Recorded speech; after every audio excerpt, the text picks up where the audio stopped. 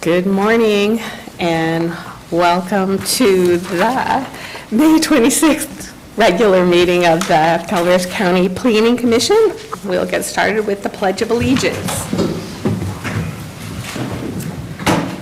I pledge allegiance to the flag of the United States of America and to the republic for which it stands, one nation, under God, indivisible, with liberty and justice for all. If we get the slightest bit off cadence, we're all kind of like we can't do it as rounds. Are there any staff announcements? Madam Chair, this is Gabriel Elliott, Director of Planning. There are no staff announcements at this particular time. Thank you. Thank you. Or agenda changes? No? None. Thank you. Then, this is the opportunity for the public to comment on any land use item of interest to the public and the Planning Commission that is not posted on the consent or regular agenda today. California law prohibits the Commission from taking action on any matter which is not posted on the agenda unless it is determined to be an emergency. Is there anyone who would like to speak on an item not on the agenda? And there's no online comments. Great. Seeing none, we will move on to our regular agenda. We'll get started with item 1, 2022-009, conditional use permit for the First Congregational United Church of Christ. And I assume, Gina, you're up. Well, it has to be. Under certain circumstances, we don't have anybody else. Just make this real quick. Sorry, I don't have a PowerPoint presentation for you today. I didn't think it was quite necessary for something so minor. But just to kind of reiterate, this is a conditional use permit for consideration of a 46 by 17 foot freestanding solar carport, an accessory structure to the existing church. The building, actually constructed in 1895, happens to be on a parcel zoned R1 located at 511 Algier Street in Murphys.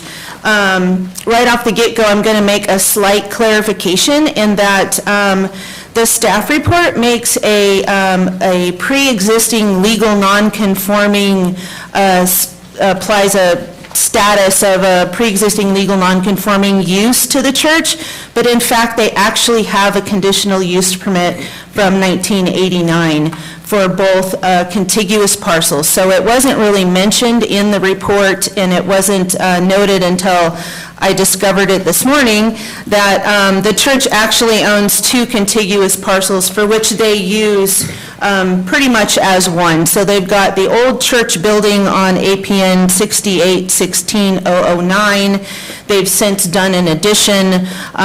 They've got they've got a building that appears to be running perhaps over the boundary line onto parcel 68-16008, which is the parcel in question. That parcel contains an older residential structure that was at some time in 1982 converted to the current use, which is a church office. And so they do have uses that are going from one parcel to the other, including the parking lot that is also located on the parcel in question. So just to clarify, it's not a non-conforming use at this point. It is lawful because it does have a conditional use permit from 1989. So with that, I can pretty much skip through most of my presentation with that. So the purpose of a conditional use permit, as you know, is to provide general public with the opportunity to review a proposed land use that is generally consistent with the purpose of the zone district, but does have the potential to cause conflicts with neighboring land uses and zoning. This application was circulated for 30 days to various county and state departments, local agencies, as well as landowners within a 300-foot radius of the church. The Public Works Department had some general comments that have been rolled into conditions of the permit, basically placing the applicant on notice that they must comply with applicable codes relative to RIM fees, road ordinance, encroachment ordinance, stormwater quality ordinance, as well as the grading and drainage ordinance. Most of those probably won't apply, but nevertheless, they're noted in the comment letter. The subject parcel is primarily surrounded by residences, also zoned R1. The Planning Department did not receive any letters of concerns or objections to the request for a carport. The parking lot currently is a 30 parking space parking lot, 5 parking spaces for which will be covered by this solar carport structure if you approve it. CEQA exempts projects involving construction of accessory structures, specifically garages and carports. Our staff has prepared a notice of exemption pursuant to CEQA Section 15303E. I have to note that in the conclusion of the staff report, there was mention that the carport structure was 124 feet by 20 feet. That is an error. We have confirmed that it is a 46 by 17 foot structure. And with that, staff's recommendation is that you pass the resolution to approve the conditional use permit for the construction of a 46 by 17 foot solar carport structure to be erected in the parking lot at the First Congressional Church in Murphy's. Any questions? Yes. In the resolution, in the Public Works Department suggested conditions, there's references in both paragraphs to the road impact mitigation fee, the RIM fee. I'm having trouble seeing how that would apply here. I'm not certain that it does, but that will reflect in, at the building permit time of the process. So they do have to get, obviously, a construction permit from the county building department. Applicable fees will be charged to the applicant at the time of the building permit. I cannot verify that a RIM fee will in fact be applied to a solar structure. Michelle's shaking her head no. So I'm not, apparently we didn't question the condition because it got rolled in, but if it's not applicable, then it won't apply.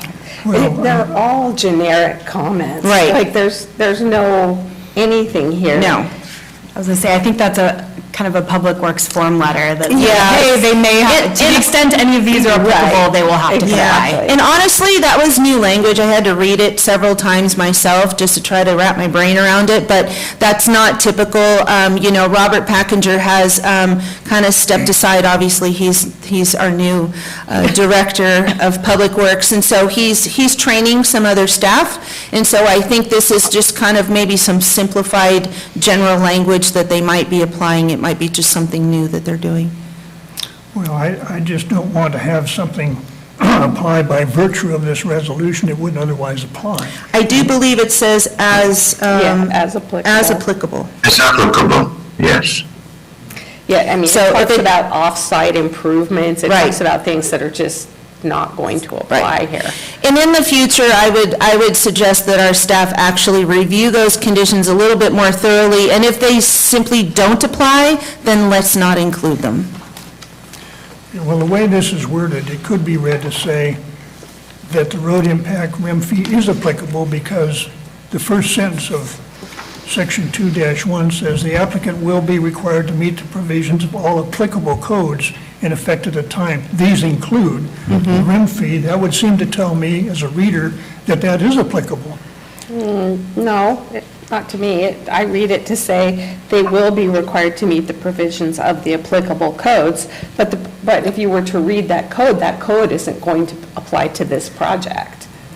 There may be an easy, I wonder if including, if just inserting the word may after Yes, these exactly. may include.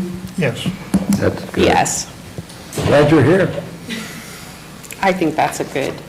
One little three-letter word, I do think. This is a kind of a chronic issue that happens with generic language that comes back to us. Like the building department always says the same thing too. Right. So it's not really helpful to the applicant in understanding. No, so I apologize, we obviously didn't take enough time to actually read and understand the conditions, and perhaps we could have done a better job of wording them and whether or not they even needed to be rolled in as a condition. They should definitely be looking at public transit issues in the second piece of it.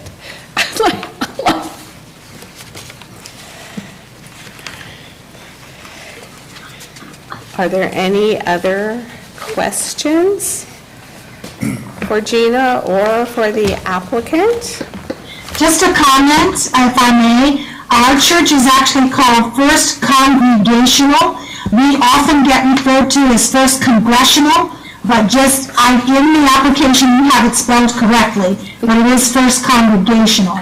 And we are very thrilled and excited about using solar energy and reducing the impact on our earth and really trying to be good stewards. We have talked to all our adjoining neighbors personally, and not one of them has any problem. They've all been very supportive of us.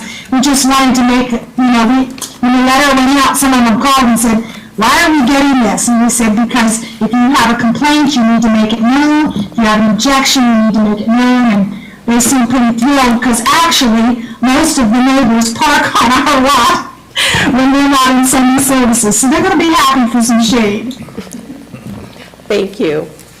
So we're going to take a moment and open this up for public comment. Is there any member of the public who would like to speak? Yeah, I just have one question. Please come up to the, I'm sorry, please, yeah. As I knock things over. Hi, I'm a neighbor. Hi, whoever the camera is. I had one question, which is, will there be, so I'm on right up against the parking lot. Any structure with inverters or something that might be at the edge of the parking lot right next to my place? It's in the middle of their property. No, that's where the solar panels are? Right. I understand that. I'm asking, so with the solar panel project, there's inverters and other pieces of equipment to connect it, to the electrical grid? And I'm just asking where those are going to be placed. Yes, so those are going to be on the existing building, our social hall building. They will run underground, the conduits will run underground, and then we already have an electrical box there now, and it will just be right under that. Okay. If you want to come over, I'm happy to show you exactly where it'll be. All right. Thank you. That answers my question. You're welcome. Is there anybody else online or here in person who'd like to speak? There's no online comments. Thank you. We'll close the public comment portion of the hearing and return it to the commission. Commissioners, do you have any further questions for Gina or the applicant? Nope. I do have some more suggestions on the resolution. Yes. In addition to I think the we're- excellent ones that Commissioner Laddish has provided. Of course. Let's talk about the resolution quickly. Commissioner Laddish, would you like to start? Yeah, I've typed up suggestions that I'll now make. In the evidence paragraph under finding 2, I'd add a sentence between existing sentences 3 and 4, and that sentence would say, this project also is consistent with goals COS-4B and policies COS 4.7 and COS 4.8 pertaining to the encouragement of alternative energy sources, including solar systems. I just think it's important that we reinforce the fact that we are trying that the Congregational Church is doing things that the county policy fully endorses.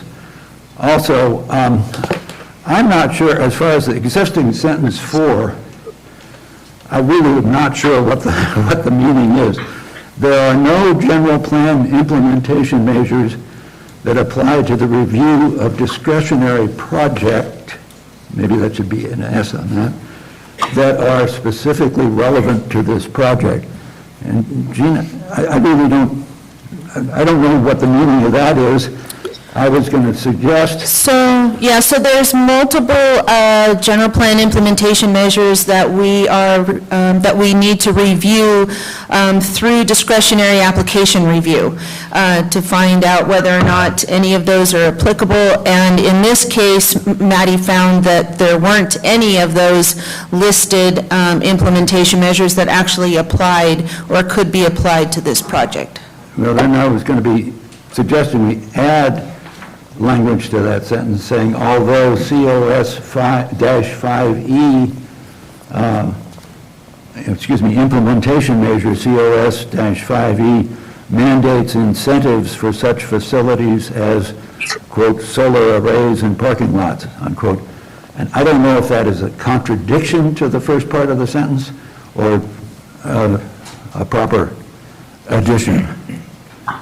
I didn't know if the measures that are referred to in the first part in the current sentence 4 just have to mention discretionary projects. Okay. Anyhow, we should get a mention of COS-5E in there since it's directly applicable.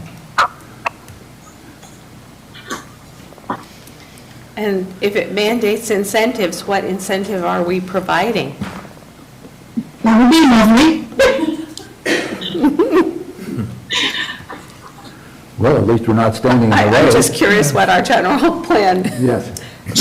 Well, I mean, have we just not developed that part? Because we haven't Right. developed a lot of the general plan I'd say we haven't implemented that. programs, yeah. But I thought since it is a push in that favor, it might be worth mentioning. It sounds, I think if we haven't implemented a program, created and implemented a program yet, we probably shouldn't mention it because it doesn't actually apply yet. Well, but that reference to COS-5E just reinforces the consistency of this project with the general And I plan. think that would be fine to say it's consistent, but it does seem a little, Well, I mean, that's the language of that implementation, mandates, incentives that have not been enacted yet. So we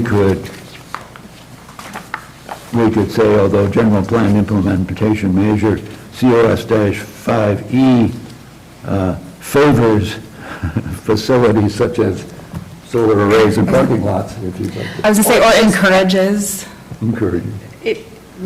it mandates. Do we want to start changing the language in the general plan? It mandates incentives, but you could Right. say it encourages the facilities themselves. Why wouldn't we just add it to this project also is consistent with goals and policies, blah, blah, blah, and general plan implementation measure COS-5E pertaining to the encouragement of alternative energy sources. Well, I think we could it's blend nice to have- those. It's nice to have a code of solar arrays and parking lots since it's directly applicable here. That is true. So it could say including solar systems and specifically such facilities as solar arrays and parking lots. Yeah, that's fine. To be one quick sentence. All right, one more. Oh, no, man, you make me read it. You did. Would all be in sentence 3. Yeah, so this project also is consistent with goal COS 4B and policy COS 4.7 and COS 4.8 and general plan implementation measure COS 5E pertaining to encouragement of alternative energy sources, including solar systems and such facilities as solar arrays in parking lots, and the solar arrays in parking lots in quotes. A little long and awkward, but Long and awkward, the way I like it. Okay, that's fine.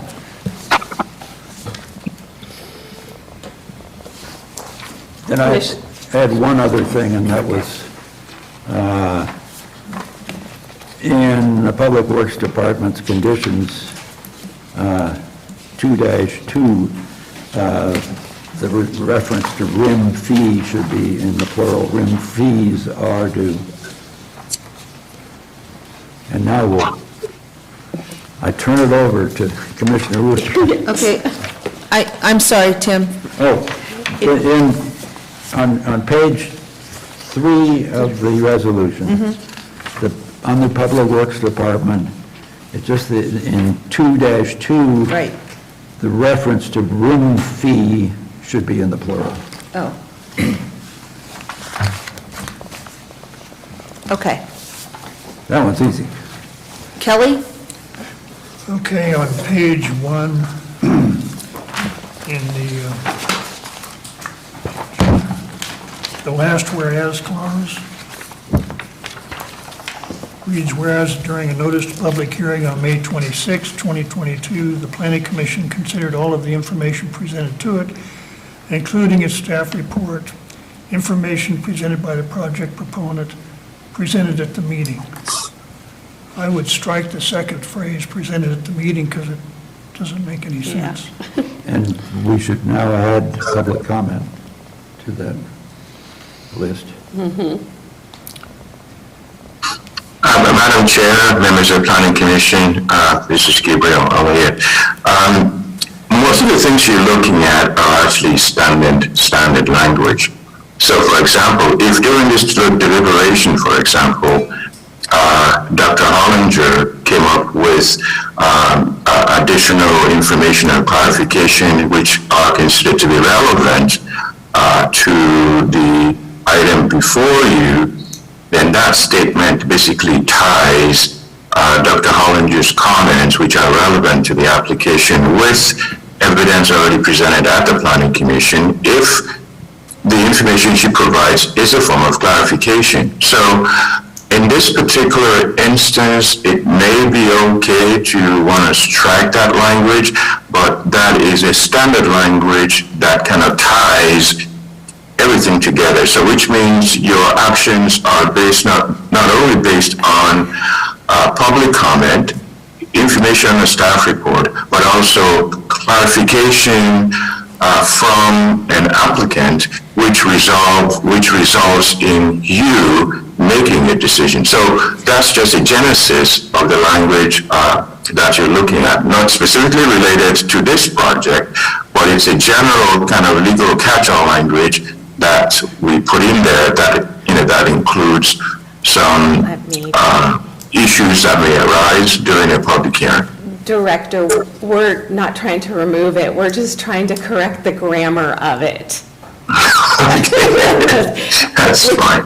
Well, I don't know, Sarah is there. She could probably verify whether or not that language came directly from the legal department or is something that we came up with. It's fine. I think that sentence, it's basically duplicative. It says during a noticed public hearing and then presented at the meeting. So I think we only need one or the other. Right, and we should add, as Commissioner Laddish mentioned, that there was public testimony. So perhaps we can should say. Put that in or out, you know. Right, so perhaps we can say, considered all of the information presented to it, including its staff report, information presented by the project proponent, and public comment. Correct. I think that's what they were trying to say. Public comment presented at the meeting. Yeah, that too. That's fine.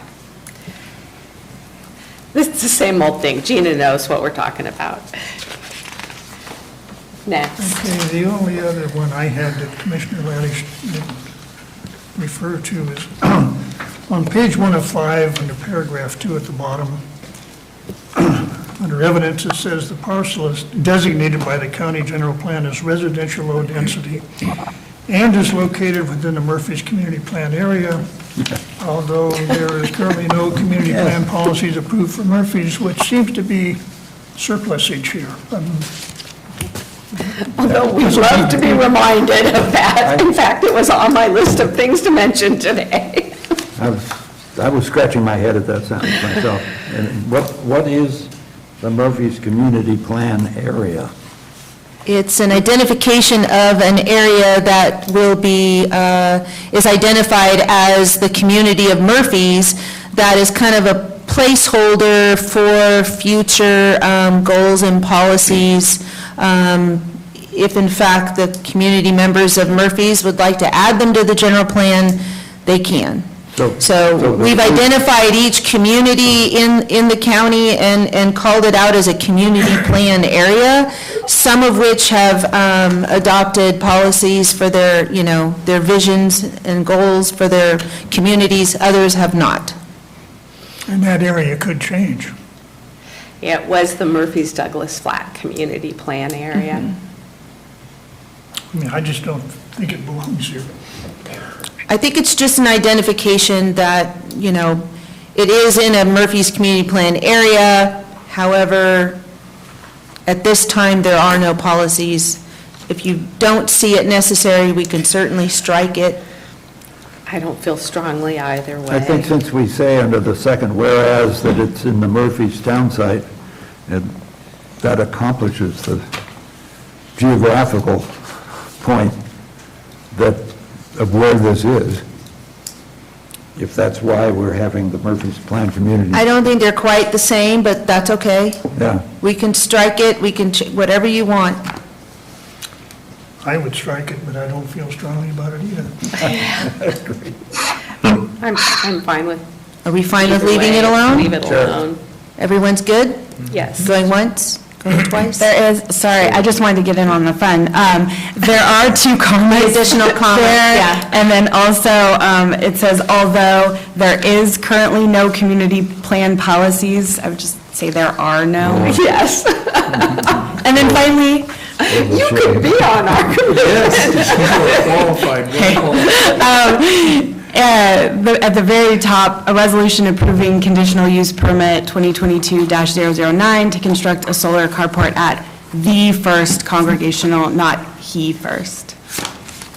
Thank you. I'm done. Commissioner Wooster, is there anything else? They don't know. There's not.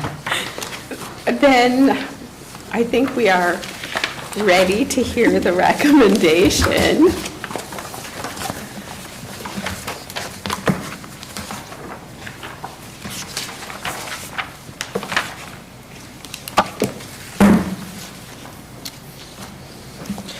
Staff recommends approval of a conditional use permit 2022-009 to construct a solar carport on the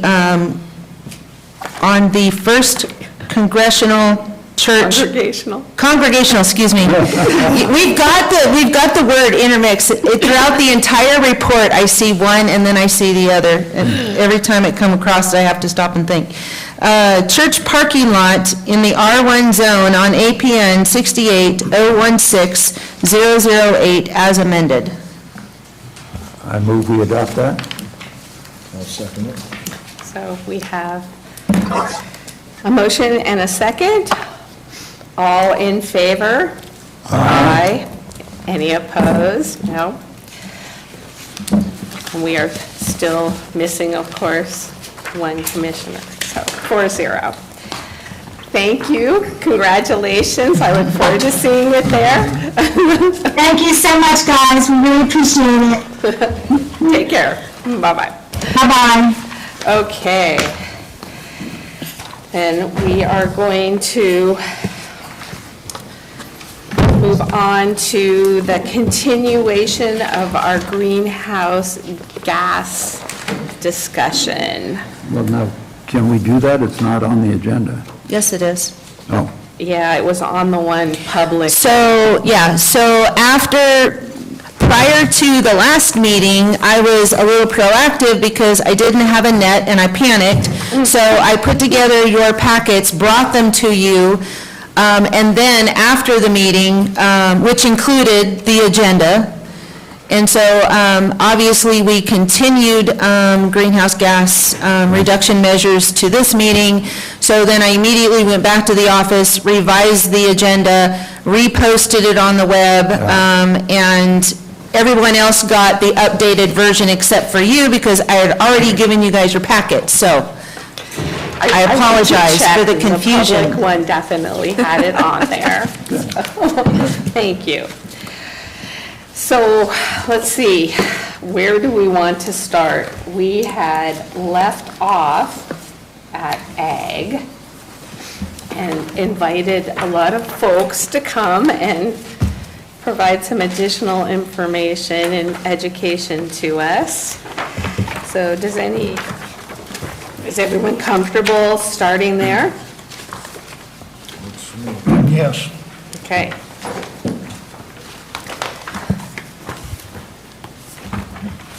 And Gina, you want to let us know who all's here? Oh, who do we have? Okay, so we have representatives from our ag department. We have Jessie Fowler and her deputy, Carrie Bassett.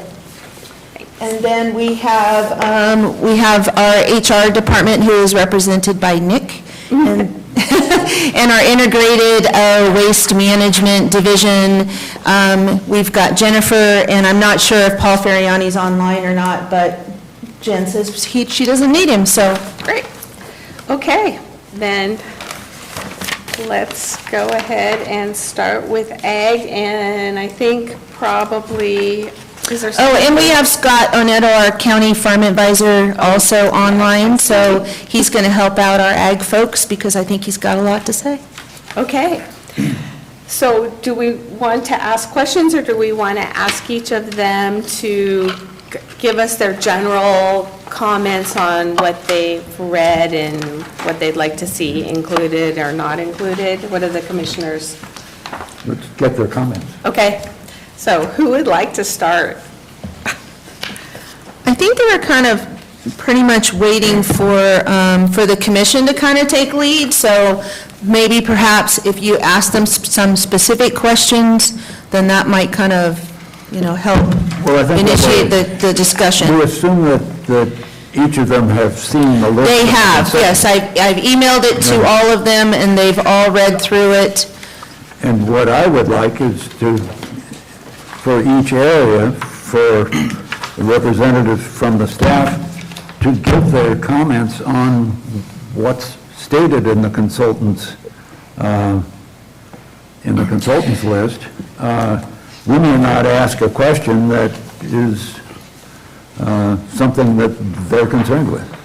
Well, I think, though, we actually did identify that there were certain measures that we just weren't going to consider, so. Yeah. Did we have any in the ag section? My I pages think got we separated. left the ag section pretty, with here's the lots rest of of it. comments and no real specifics, because we felt like we didn't really understand entirely what's being done now, and what is already being contemplated for the future, and which measures they see as reasonable and which measures they see as something that would be impractical for Calaveras County, or it wouldn't provide us any real benefit. Okay. So, So does everyone have their copies? Jesse? Ms. Fowler. Good morning, Madam Chair and members of the Planning Commission. So just as far as comments go, just give you a little bit of background on our department. So we're regulators on our side, which is why I'm really glad Scott's here, because on UCCE side, that's why we partner really well, is they do more of the educational and outreach. They're the ones that actually go out and they would look at a lot of this stuff already, and I'll let Scott talk to this after I kind of go through real quick what we do. So just to let you guys know, what we do regulate does not include fertilizers, and I notice a lot of these are very heavy in fertilizer regulation oversight. And, I mean, honestly, we don't have staffing, equipment, training to do any of this, so we would be starting from scratch. And also, our department is, it's subsidized for what is mandatory programs, which this isn't, so this would be 100% funded by the just general funds. So, and just also, I mean, I'm not to say that we're not happy to, you know, educate and act as a liaison, but ultimately, we don't do a lot of this, and even one of these, the AG 1.4, and I think that Gina a little bit has been working, but the Hardwood Advisory Committee too might be a good resource for getting information on that particular one. Otherwise, I mean, we do, as far as grant funding, just in general, just because we do work closely with the California Department of Food and Agriculture, CDFA, we already have kind of an eye on that, and if we know of anybody who's looking for particular grant opportunities, I forward them to whichever people or associations, bureaus that would be impacted by that. Saying that, if I'm going to pass it over to Scott, and then maybe, you know, I can kind of answer any follow-up questions from there. Okay. Gina, do you have enough copies of my suggested changes? Do I personally? That we could give them to staff, because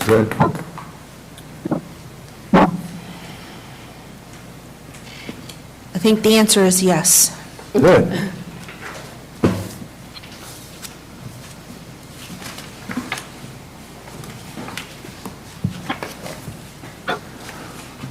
I'll explain to the staff that's here. Last time, my understanding is that the Planning Commission agreed that to the extent we could put in implementation measures from the general plan into this GHG reduction plan, it would be a twofer. It would help the implementation of the measure and also make the GHG reduction plan more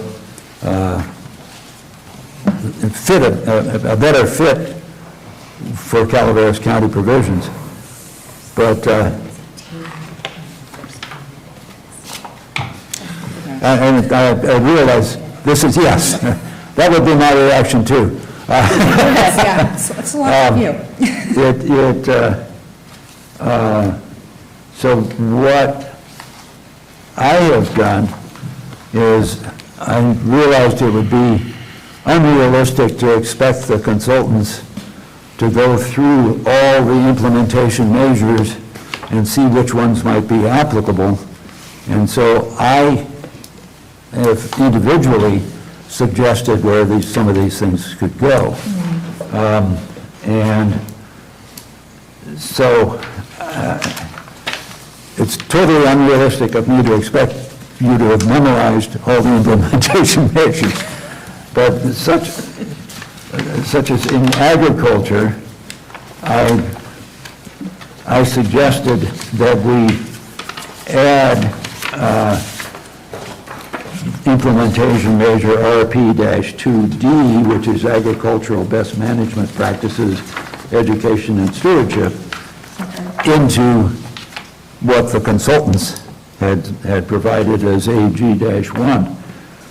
But I, in taking a clue from what they had said, I was going to add to the end of RP-2D, including energy conservation and fertilizer efficiency. From what you said, fertilizer efficiency really is not the bag. And so I would, eliminate that part of my my suggestion. We're in a strange circumstance here where the consultants came up with this list and invited individual commissioners to make suggestions. And we'd be here until next Tuesday if we went through all my suggestions. I guess what I would ask staff to do is review my suggestions and point out things that appropriate. I mean, except for language such as I just mentioned, they're all in the general plan, so that they are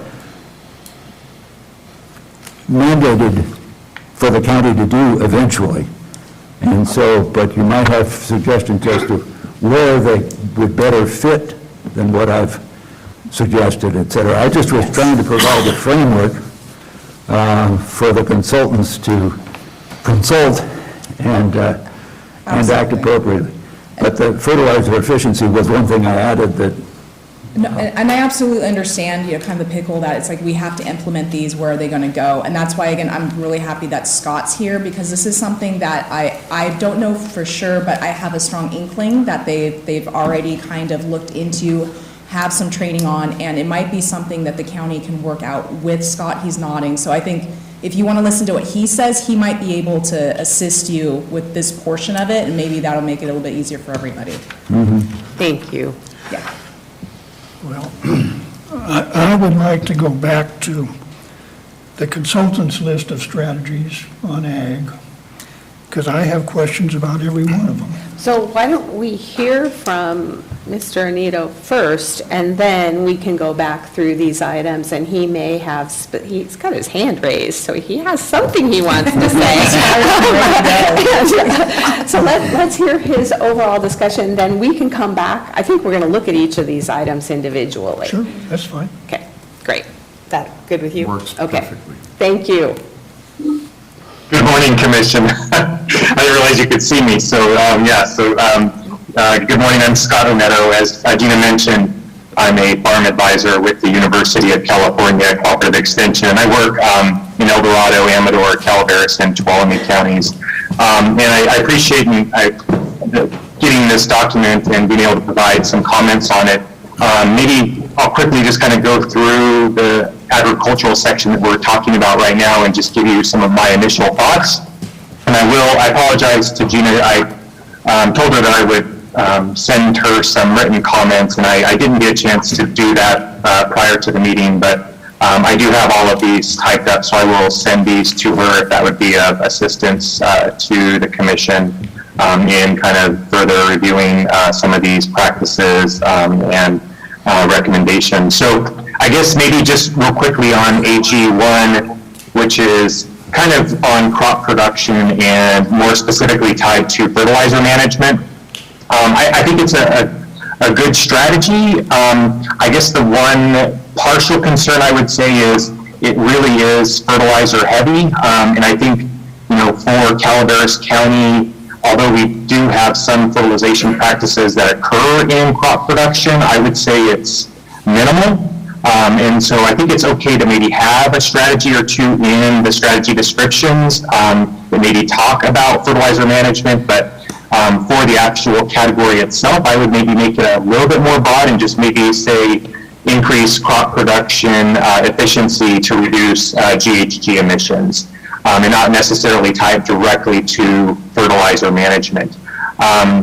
With that said, there are a couple of strategies that do talk about fertilizer management, and of course there is some regulations through like state water boards that require certain growers to develop fertilizer management plans, and that is something that we have assisted growers throughout the region with. So if there are growers that do have a tendency to use fertilizers, we have a process. We actually have a very short publication that talks about how to develop a fertilizer management plan specifically on nitrogen to meet the State Water Resources Board's regulations. So I would say some of these things, as I was going through the different little ticker items of each practice, I kind of made comments on things that we're already doing with growers and things that we could continue to focus on.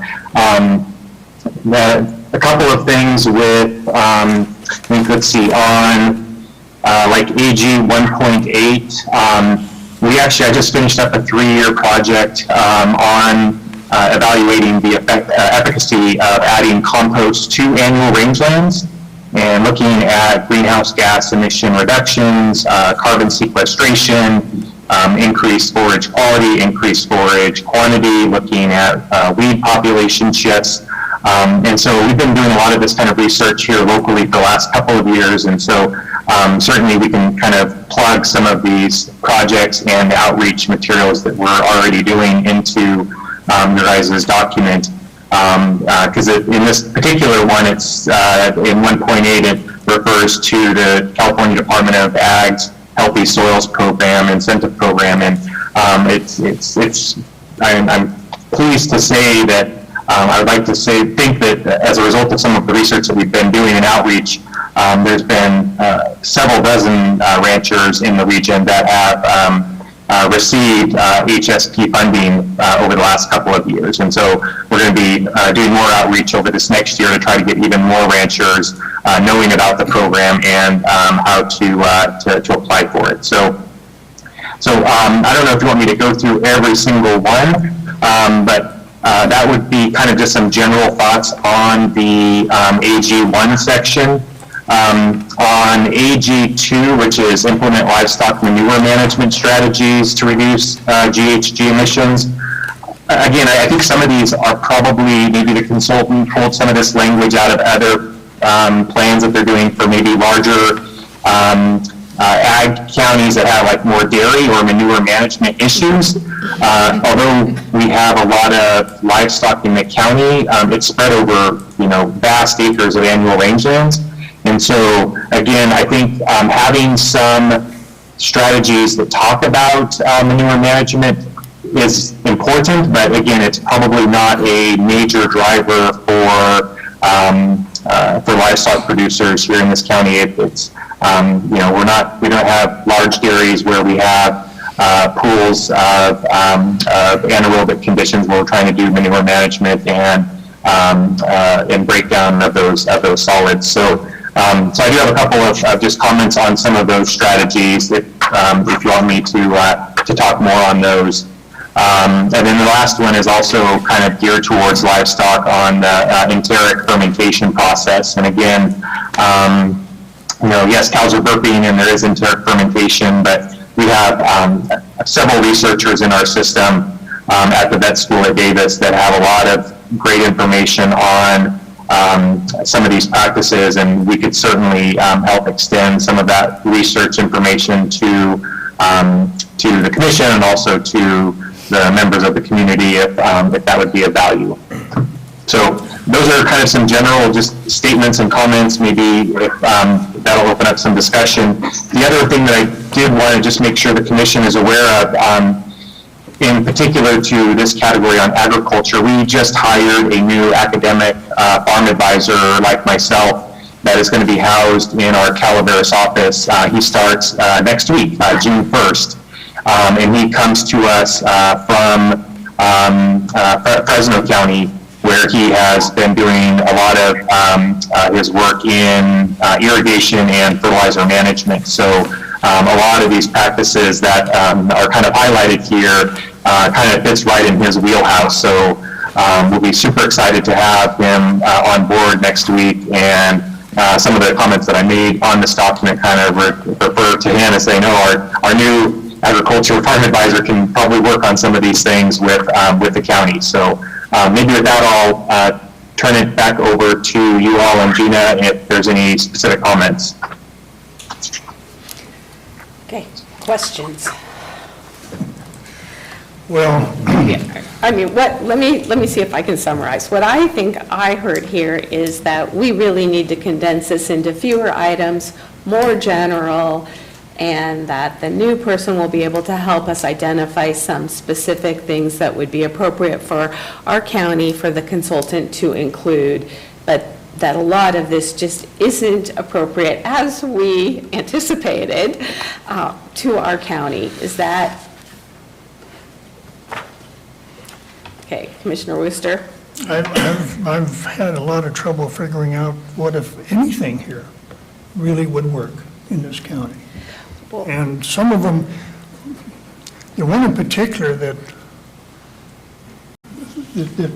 might be relevant, because it's dealing with grazing and not fertilizer, and not dairies and not manure, is 1.2 that says prepare and adopt prescribed county grazing practices that result in enhanced soil nutrition and increased carbon sequestration.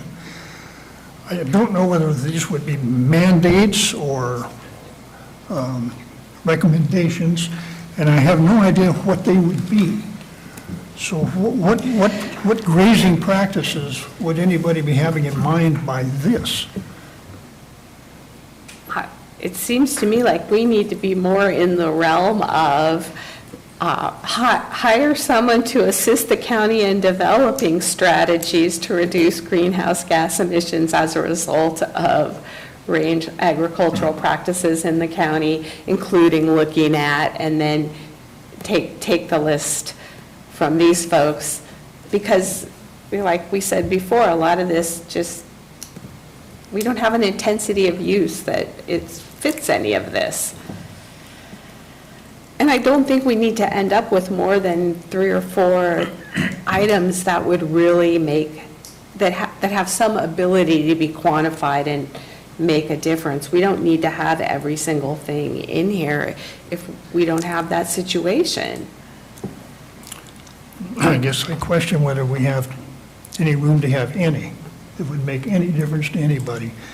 Because most of the agriculture in this county is, putting aside timber, is grazing. And if nobody has any clue about what grazing practices somebody might have in mind that's going to enhance soil nutrition and increase carbon sequestration, How can you where does adopt? one go from here? Yeah, I mean, Because- we're sort of investigating what may be an empty set and spending money doing it. That's why I think it can be simplified down to what is really practical. when you want to adopt, that's equivalent to impose, and sometimes that's what, But we don't have to say we're adopting a specific program. What we need to say is we're going to look at what is possible to do at this point, if there's nothing possible to do. But it's not all just about rangelands. We also have acres and acres and acres of wine grapes. You know, we have other agricultural operations in the county. So I think we need to be looking at each of those groups. What we don't have is feedlots and dairies. And so since so much of this really only happens where you consolidate a lot of animals together, I agree, most of it's just not going to apply, which is why we're going to have very few elements when we're all done here.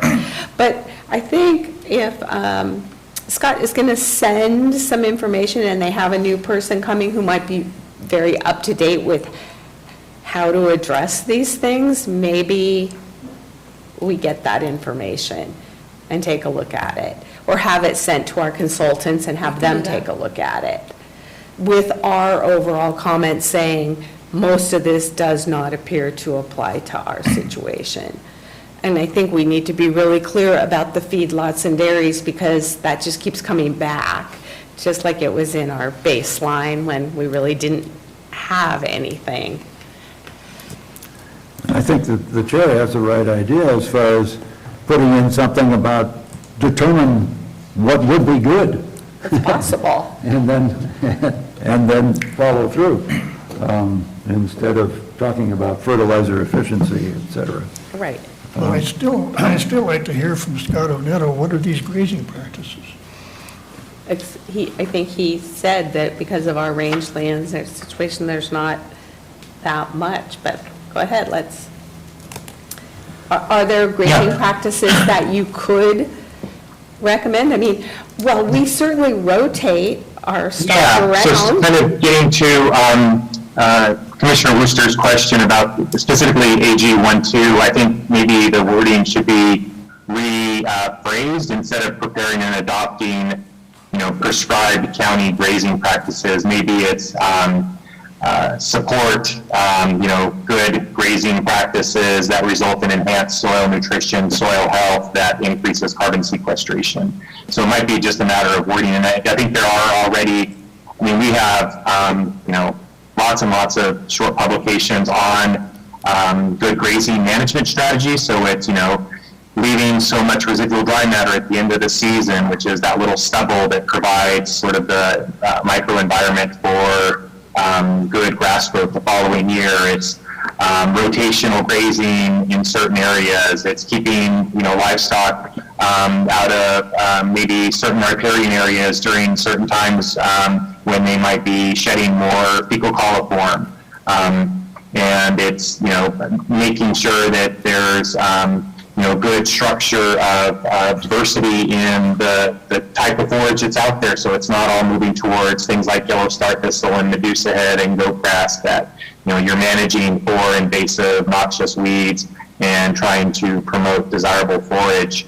But, also increasing maybe legumes as part of that component to increase nitrogen that would go into the soil for, again, more productive soils for more health and increasing carbon sequestration. So I think there's a lot of pieces that could go into that people are already doing, some things that people could add to it, but it's probably not like, as Mr. Rooster said, nothing like there would be strict rules and guidelines that people have to do. There would be just strategies and recommendations that people could adopt that might lead to, again, increased soil health and increased carbon sequestration, which would, again, reduce GHGs. And be beneficial to the rancher. Correct. That's why people do it now. Right, so that's what I think, we just can figure out some wording that captures that thought exactly, I think that covers it. And I think the, saying that we are going to continue to investigate new techniques, and that's really their job anyway. So it's not saying, oh, well, we're doing everything that we could ever do today. So we'll never learn another new thing, which could happen. Well, I mean, there are ranchers in this county that do consult Mr. Onetto. Exactly. I know that to be a fact. Yeah. So on I these think, matters, and this is fine. I mean, what Scott has said is fine. yeah, so I think if he can provide that kind of input and we can pass that on to our consultants, it's Is that going to be part of your written comments to me? Okay, Yes. perfect, thank you. yeah. And I would suggest, in taking fertilizer out of the AG1 language, we should have something about, something other than crop production efficiency, so crop production and grazing efficiency, would that? Well, but we're not going to monitor, we're not going to mandate that somebody go around and monitor everybody's soil, right? That's Well, the job. AG1, if we take out fertilizer, it's only talking about crop production. And so if we're having comments, strategies under that, Oh, it would only be crop production. So right. I was talking about the individual I items. understand Yeah. that. So I think AG1 just needs, I agree taking fertilizer out, the word fertilizer out, but I would suggest saying, we could just say increase agricultural efficiency, or, Right. and that would take in the whole. So notice the X% there. Like how do we figure out what is a reasonable percentage? Well, that I assume is what the consultants are going to do. Yeah. And then they're going to take these strategies and say, well, this will do it, this will decrease it by so many metric tons, and this will decrease it by so many metric tons, and we add up to that percent. For me, it all comes back to preservation of our agricultural lands and range lands, our potential carbon sequestration banks, that's the biggest thing we can do, is not lose them. Well, the thing is, though, these strategies, it's not just maintaining our current inventory. It's changing things in order to reduce the greenhouse gas production. So it sounds to me as if Scott Onetto's comments will go to the Ag Commissioner's Department. They will do some work with those. It's what's here now from the consultants is basically not going to be used That- because so much of it is inapplicable. And we're going to kind of start over, basically. That's what I yeah. believe I think we're using this as a starting place to identify topics, but that's it. And we will have far fewer topics. And I would ask the planning staff to make sure Mr. Oneto has copies of my comments, all three sets, so that he will see what my input is, and which he might find to be inefficient or inconsequential or something of that sort, but I'd like to have him consider it. Okay.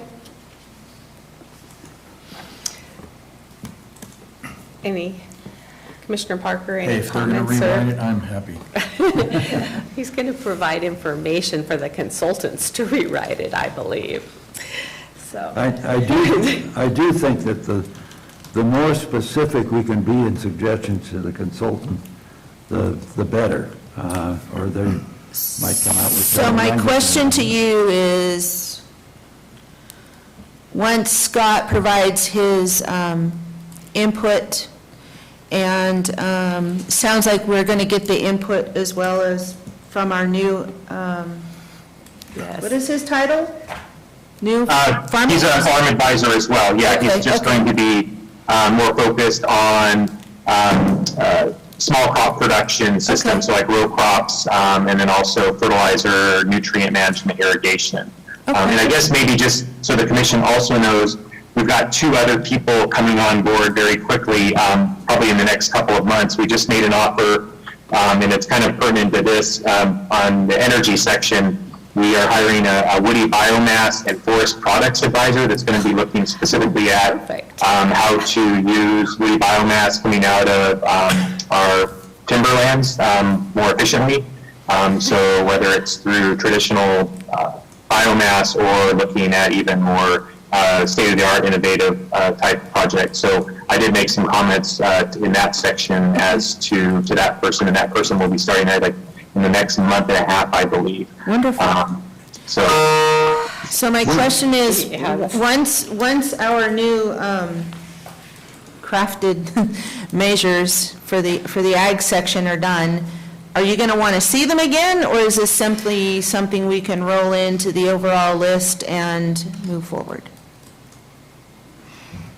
Well, to avoid having it bounce back again and again, maybe we better look at it. So it sounds to me that we are getting new staff people who are going to be able to provide great input to this process, which I hate to delay the completion of, but I almost feel like we should let the consultants move forward with other than these couple of pieces and then get really good, useful information into the plan rather than trying to wing it. How does everybody else feel? I think we need to see it again. Yeah. Absolutely. But I'm not sure that bringing it back in 2 weeks is not going to make sense. I think we need to let these people come on board and give us their information, and not the minute they walk through the door say, hey, can you rewrite our greenhouse gas reduction plan? Well, this will take some time. Yeah. So send everything but this to, Yeah. Hopefully we'll be able to get through the other pieces. The woody biomass is also in the wildfire section, but I think that those we can probably move forward, and then when the whole thing comes back to us, we can tweak it, but. I'd like to ask Mr. Oneto, I know in the cannabis ordinance where there's a provision how it's not agricultural operations or something of this sort. Do you, in your office, do you deal with cannabis agriculture? Or cannabis operations, I guess I should say? Currently, we do not. Until that changes federally, because we receive our funding, I'm funded by federal funds and state funds, the federal part kind of prohibits us from doing much in cannabis at the moment. Okay, thank you. We do have a few colleagues on several different campuses that are doing some work, but it's not being done at the county level much at this point. Thanks.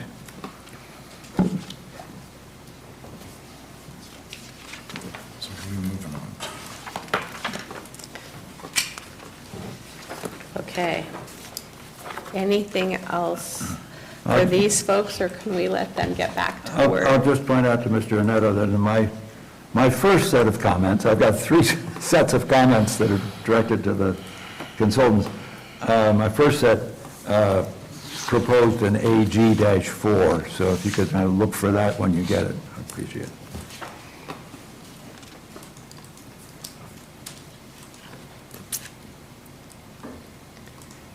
Anything else? Not on ag. Okay, thank you very much for being here. Thank you. Thank you. So I think before we go on to the wildfires, we should talk about solid waste. Didn't we have questions in that section? And we have help here.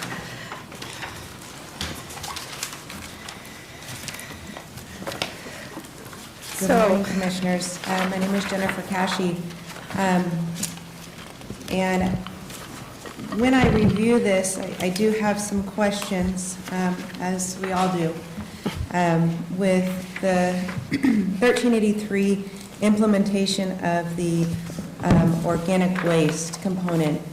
We are currently under an exemption for that component, so I don't know how this will, how CalRecycle is going to, how it's going to kind of mold here, if there's going to, if we're going to continue to have this exemption go through because we are exempt.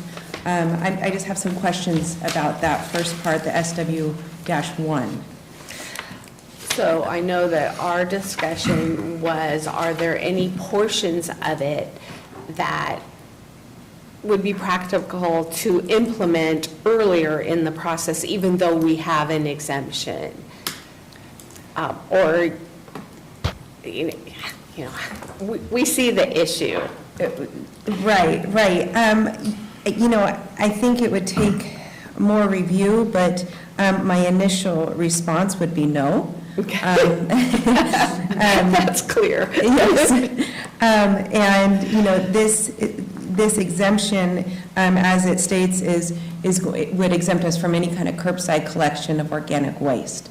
And so there's a lot of different levels of complication with that. And we are pleased with the exemption at this time. So I really wouldn't suggest any kind of implementation of any of this SW-1 at this time. Sorry, go Can I ahead. just ask a question? Sure. I know Cal Waste was looking at a site to do industrial composting here in the county a couple of years ago. Not necessarily that there would be curbside pickup right away, but that where people could bring their compostable, you know, green waste. So do you know if anything is happening with that? There has not been any progression towards that at the time.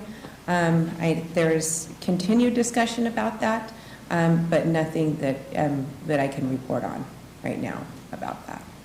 So I will say that there has been continued discussion about that, though.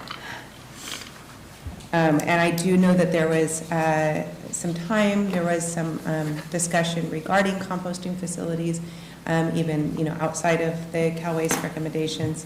And at this time, we haven't found a location, from my knowledge, that would accommodate it well. And again, that's something, there might be additional discussion that I'm not aware of, but at this time, we haven't found anything that would accommodate those sites right now. Okay. And then moving on to let me actually step back a minute with, and I'll kind of elaborate, I would say, on the 1383 components, if you're interested on what we are required to comply with, and that is with the edible food recovery program that we have implemented. And that was in conjunction with a enforceable ordinance that does require edible food generators, like a supermarket, let's say, to place their food into food banks and recovery agencies. That is required as of January 1st, 2022, so that is current. Our ordinance went into effect in April of this year, 2022. So that is something that is already happening and in the works. In addition to that, we have our capacity plan, which we are required to evaluate what kind of capacity we have for that edible food. So reaching out to the food banks and the food pantries to determine how much food they can take in and evaluate it from the standpoint of do we need to expand our abilities in that area. So that would be the tier 2, this tier 1 component of this edible food recovery program. There is a tier 2, which goes into effect in 2024, and that expands the requirement to of cooked food and prepared food. So that food would be required to be placed in, let's say, Meals on Wheels or some sort of, we have this term, a take table. So that would be like at schools, they would be able to put a table out with any additional prepared food for families to take home with them. So that's a tier 2 requirement, and like I said, that goes into effect January of 2024. Our exemption lasts until it lasts until 2026.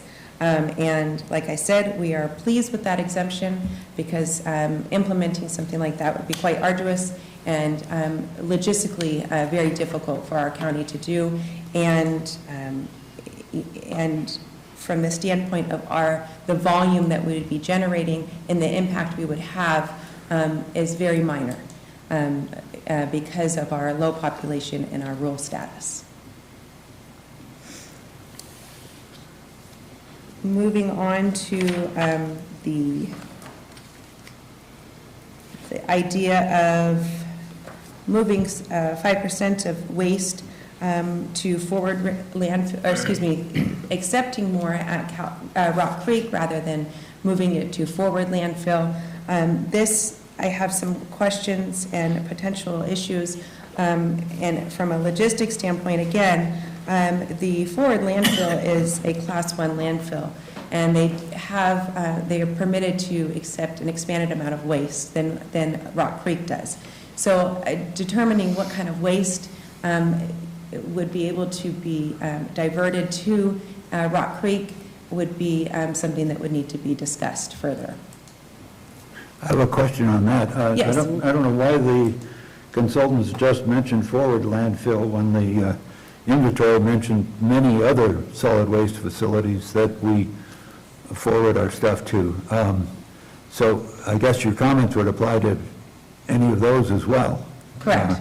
Correct. So that would have to be discussed further as far as what kind of waste and what other landfills we would be bringing into the discussion.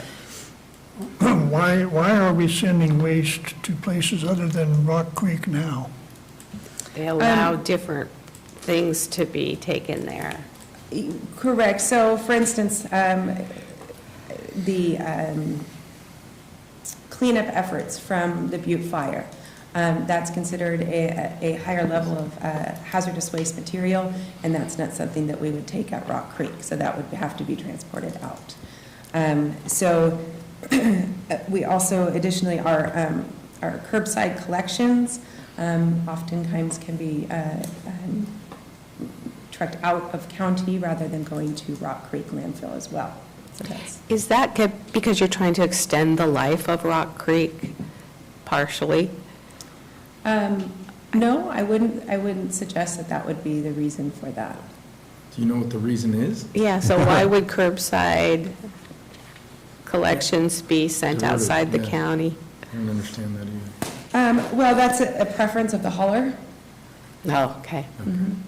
Waste. So that is something we could influence. So maybe what the consultants have is SW2. Maybe we ought to put something like when where feasible, or something of this sort in there. And in reference to forward landfill, would change to landfills outside the county. Right. That makes sense?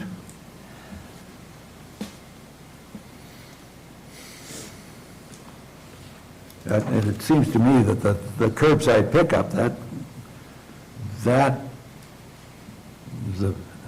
would be feasible to put that in Rock Creek, as far as you're concerned. It's just what the contractors feel they want to do, right?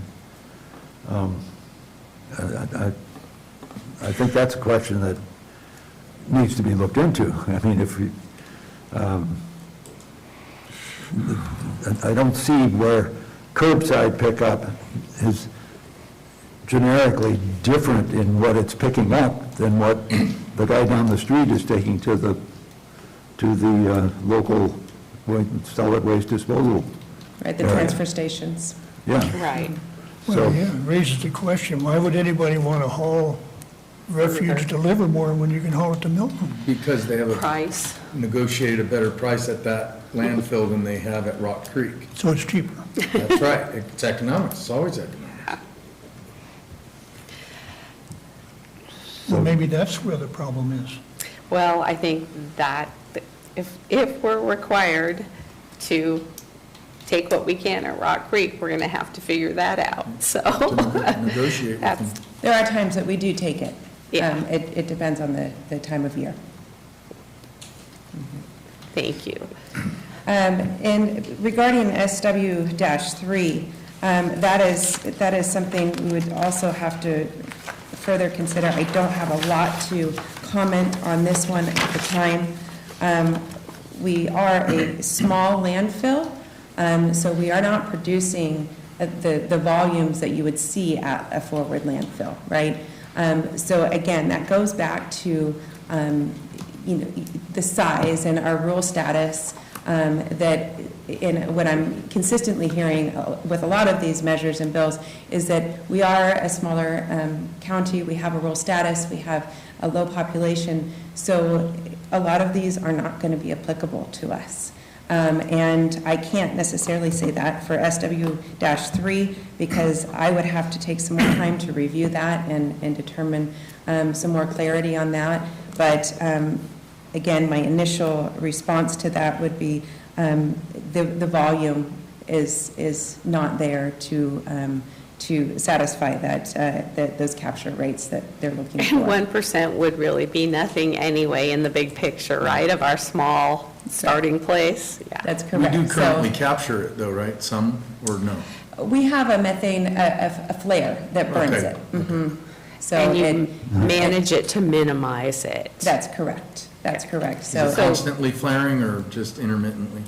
it's available 24/7, but when methane levels reach a certain point, it kicks on Okay. to. And we can't harness it? It's But not- the flare is just putting the CO2 into the atmosphere, right?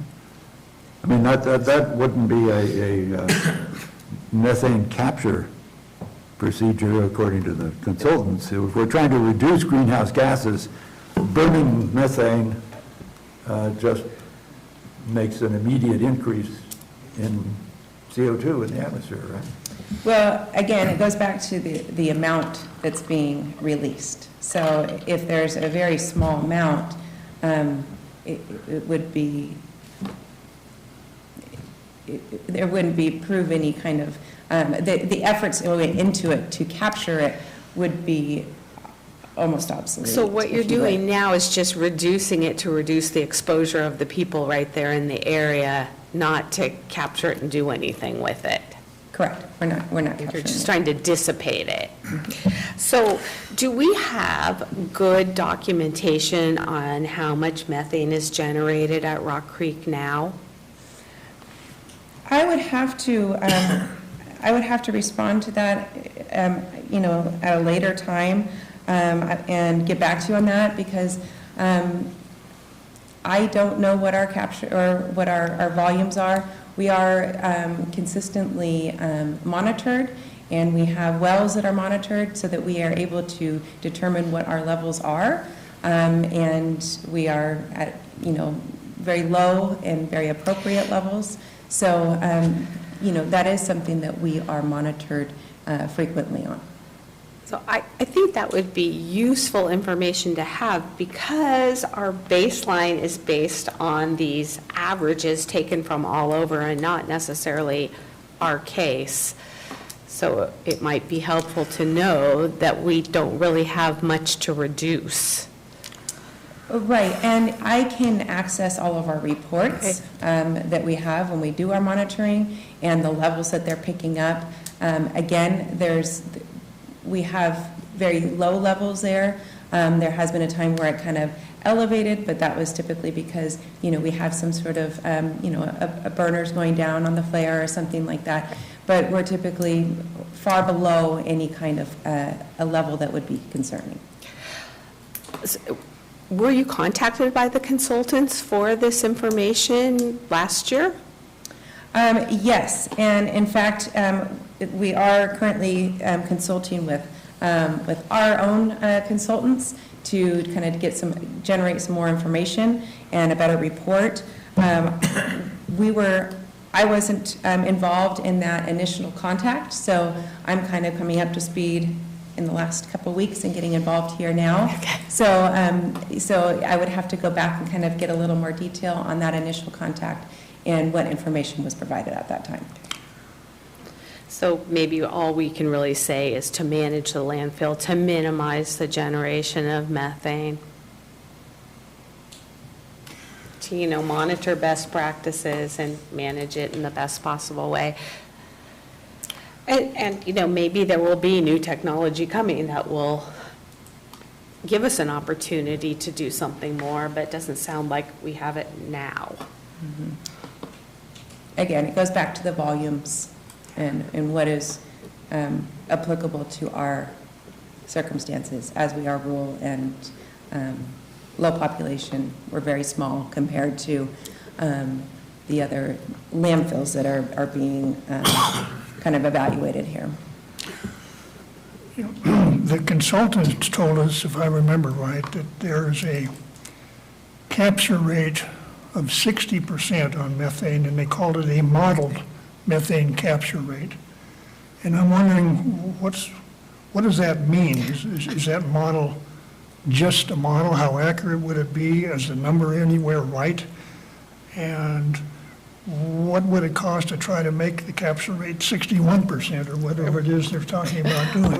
Yeah, that's why I was wondering doesn't sound like we're capturing anything now. Oh. So is it possible to either minimize our generation or capture it with some other method? Because if we're not doing it now, Well, I thought we were capturing it and flaring it. Flaring it, correct. That's containing it, I think. I think capture is probably a word of art to minimize the methane's effect on the atmosphere. And I think just capturing it in the sense of containing it so you can burn it off, I assume is not what the consultants are talking about. Yeah, that's what I thought. It's capturing it and putting it in caverns underground or something like that.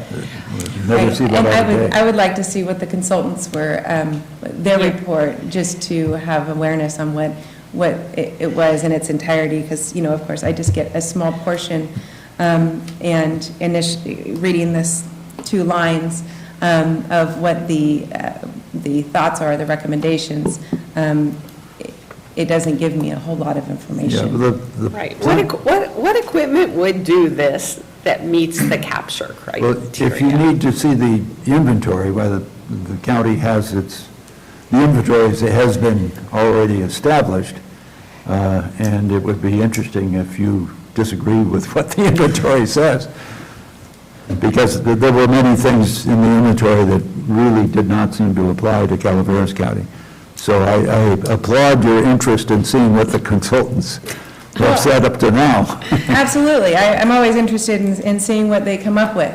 And again, I can't reiterate enough, a lot of it is difficult to apply to us. And I hear that consistently across these recommendations is because, again, we are so rural, we are so, small, if you will, that, just as you were discussing with the ag, we don't have, the dairy farms and the feedlots and things like that would apply to. We don't have this really large landfill that is taking in, an exorbitant amount of tons of waste every single day. That's just not what we have. But the point of this whole exercise is to reduce what we do have.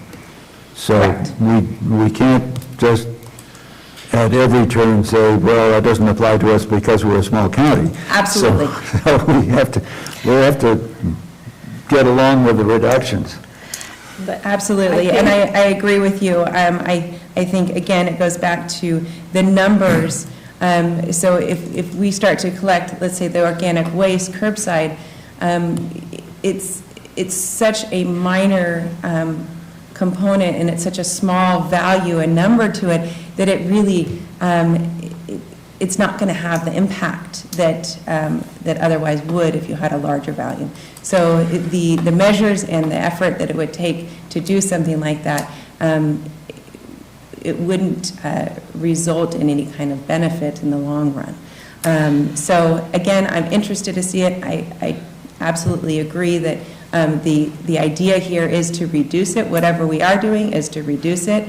And, I would love to look at the consultant's report to see if there are ways that we could get on board and reduce it and implement things, but knowing that logistically it is more challenging in our situation because of the infrastructure that we have and the volume that we're moving. Yeah, I wonder if there's any opportunity for there to be nonprofits or small agricultural operations that would want to do composting for their own use, to use on their own crops. And if there's some other more creative option available to us, but I don't, who would manage that? Who would coordinate it? Well, with that, and thank you for bringing that point up, that is a big argument that we have here in a rural community is typically those of us with farms, we compost our own things, right? We feed them to the chickens or the pigs, or we compost for our own gardens.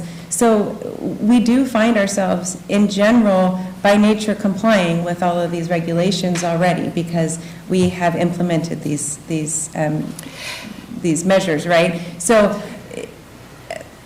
that's where I think the challenging parts comes. We do have, let's say, the garden here out front with the master gardeners. They have compost piles. That is a permissible activity, is to bring your compost to a facility like we have here on campus. So there are ways in which we can get creative with it, and that is exactly the way you do it, is to have these smaller composting opportunities. Yeah, and then how do we quantify that, though? Quantify a reduction that you're already probably maybe not seeing. We don't really, it'd be pretty hard for you guys to monitor that. Right. That does become more challenging. There are ways of doing that because we know how many curbside people who participate in curbside collection. We know how many self-haulers there are just by way of population in our county and who is partaking in a curbside collection service. So you do get some numbers that way. And when they bring their waste to a transfer station or to Rock Creek, they are self-hauling. And at that point, we're diverting any kind of material at that point. So in essence, that is, again, they are complying with these regulations by self-hauling because after that point, they're diverted. So, it does go back to what is already in practice now, and a lot of these measures are already implemented just by the culture of our county. The problem is that they're already implemented, but they don't come into a reduction program. But I think there's increasingly more and more people who are doing No, I agree. composting at home, and I'm just trying to figure out how we could quantify that or encourage that, provide education for it. How could we turn it into a measure? Absolutely, and that is part of SB 1383, is the education and outreach component of it. And we have established a website that outlines the requirements of 1383. It provides contacts for those that need additional support and help. Obviously, the county is available to kind of be a liaison between those two entities. And on that website, there is educational resources as well, linking directly to Cal Recycle. Cal Recycle can also, they have, a plethora of information and educational outreach materials that can be utilized as well. So that is a portion of the 1383 is the education and outreach, as well as, the enforcement, and there's other components to it. But you're right, there is that education and outreach, and that is the goal initially, is just to educate the community members on what the efforts are and get as many people on board with just the educational component of it. Now, I'd suggest that you get a copy of this, and I don't know, Gina, where could she get a copy of the inventory? To know what, yeah, to know where we're working from. Yeah, the September 2021. The keeper of all inventories and every other document. Anyhow, I got more documents I know what to do with. Anyhow, if you could get a copy of this, and I'm not sure if it changed before the Board of the Supervisors after it passed us. The word didn't change. Could you turn your mic? Oh, sorry. Anyhow, although we never approved this, we commented upon it. There were things in it that we just didn't agree with. Right. I mean, like with dairy farms and feedlot stuff. But you might take a look in here and see what they say about, say, methane production and this sort of thing. I don't know if we can do anything about it now, what's in the inventory, but it will at least give you a reference point as to what the consultants supposedly found in Calaveras County. Sure, absolutely. I'd love to see that. Thank you. Are there any other questions? Well, I guess my question is, what are we going to do with this stuff? Because Exactly. number one is a no-go, as far as I can tell, the organic waste business. The number two, they want to minimize the trips to forward and other landfills. That has to be discussed further before we can say anything about that. And we don't know enough about the methane capture, if there is any, except to know, we know it's not very much. It's almost. Well, within the, Contribution, so, I mean, I don't know what to do with this. other well, than- within the Seems like general, ag. within the general plan, there are implementation measures, COS 5D and COS 2E, that I kind of combined and suggested that they be included in what the consultants have as SW-1. So this is language from the general plan that I somewhat edited in order to make it all one sentence. Waste management practices to support organics diversion. This is in the general plan. 1, shall include providing green waste collection programs at county-operated landfill and transfer stations when feasible. 2, shall utilize public-private partnerships to utilize green waste in alternative uses and waste-to-energy facilities. And 3, shall include a review of the zoning ordinance and air pollution control district regulations and amendment as necessary to facilitate the development of green waste-to-energy projects and other projects that convert green waste to waste to products. And then, again, under organics diversion, B, may include, 1, constructing and managing a composting, and then it goes on to what the consultants said in SW1. So I that, think we're just going to have to change them to pursuing these things. yeah, all I'm saying You know, is, they're- when there is language in the general plan, we put it in, Right. into this. I'm not so sure that's true across the board.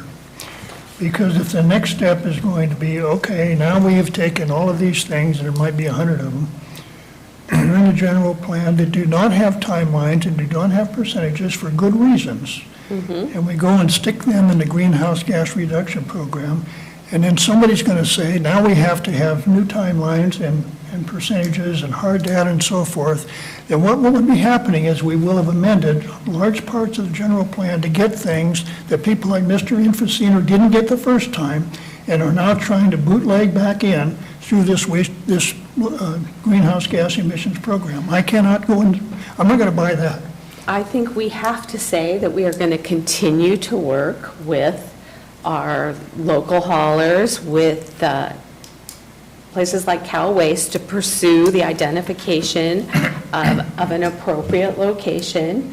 We can do all of those steps, like they told us, without mandating that there's going to be one on this date. Just like we can look for opportunities to speed up the implementation of it if they arise. If there is no opportunity to do it, we're not going to be able to do it. But we have to find things, and I think she was mentioning that there's already a lot of resources out there, so we could augment those resources. If there are places that will take people's household compost, if they're willing to take it to them, like community gardens, that kind of stuff's not even mentioned in here. So they're looking at these big solutions without looking at the little solutions that are available to us here at little cost. And I think there's a lot of interest in people doing the right thing. One thing I noticed here is they talk about that the Green Building Standards Code already requires construction, waste diversion and recycling, but we don't do it in this county. It's not enforced. So they've already taken credit for something that doesn't happen here and that we also have an exemption for because of the difficulty of adequately really doing it here. We don't have places to take sheetrock. You know, we don't, so the whole section needs to be looked at to be made more specific to our county. I mean, it's the same problem we're having throughout, but I don't think that means we can't do anything. I think we just need to look for where our opportunities are and not promise what we can't deliver. So what are we going to tell the consultants right now? I mean, it seems to me we need to say to the consultants, to the extent we can, change what you have to make it Come more back to applicable us with things that are appropriate to a rural location, and these are the sorts of things that we've discussed as possibilities. On this particular solid waste section, I think number one is pretty much out. Number two needs discussion. Well, number one's not out. We are implementing it on a schedule. It's just not going to happen next week. And if I could add to... It's already happening to the extent it can happen. Yeah. And what I'm saying is, I don't think it's part of the greenhouse gas reduction plan because it's going on a completely different track. If I could add to that, there are efforts, so when you say, well, what are we going to tell them? Let's bring up SW-1. We are implementing an edible food recovery program, and that has been done. So we are doing these steps now. Are we collecting curbside food scraps? Not yet, and we don't have to yet, and that's not something that is really from a logistical standpoint, really appropriate yet, but we are moving in this direction. So we are doing things that addresses that SW-1. It's just not to the extent of what's being recommended here. And we can talk about providing more education and information to people on where they can compost locally or how they can do it at home. You know, they explain to us that any amount of steps that help can be included in the plan. So I think we just have to do that. Like, I mean, she mentioned, like, right here at the Government Center, you know, they're composting at the demonstration garden. So Could local people bring their green waste to that, their food waste to that? If that's so, we should be letting people know about it, and that's something that can help. So it's a tiny amount, but what we could do at Rock Creek is a tiny amount. Right, and again, so we have to remember that that edible food recovery program is diverting that food from ever even ending up as compost, right? So it's starting the process prior to this end result of what we're attempting. So that is addressing this. And again, it's going to be addressing it from a standpoint of not the organic waste collection component or the food scrap collection, because I think we have to be careful that the organic waste also includes your yard clippings and things like that, which we already do. But when I speak specifically on the food scrap component, that is not something that we'll do, but or at this time, because we are exempt. But do keep in note and keep in mind that when this edible food recovery program has been implemented, the generators are required to report. The county is required to report back to Cal Recycle. So we do have numbers of what is being recovered, and we do have reporting mechanism in place for that. So from a standpoint of quantifying it, we can quantify it because we're going to have numbers of the edible food that's recovered prior to ever becoming organic or becoming compost, let's say. Does that help a little bit on that, that standpoint? Yep. The thing that I keep looking at is, I personally believe it needs to be on-site composting in people's backyards, because what are the emissions from the vehicles that are collecting the waste? What are the emissions from the people taking their last night's dinner to the garden from their car? You know what I mean? If you can't do it on site, I don't see how it makes any sense to do it at all. Because when you have those collection vehicles, they're very large, they emit a lot of CO2. And how does it make any sense to collect a little bit of carbon and emit a lot of carbon bringing it to the landfill? It might make sense if you could do it at the transfer stations. That's where true if people you're are going already. Going. Yeah, I just think you have to look for the opportunities. To me, seems futile.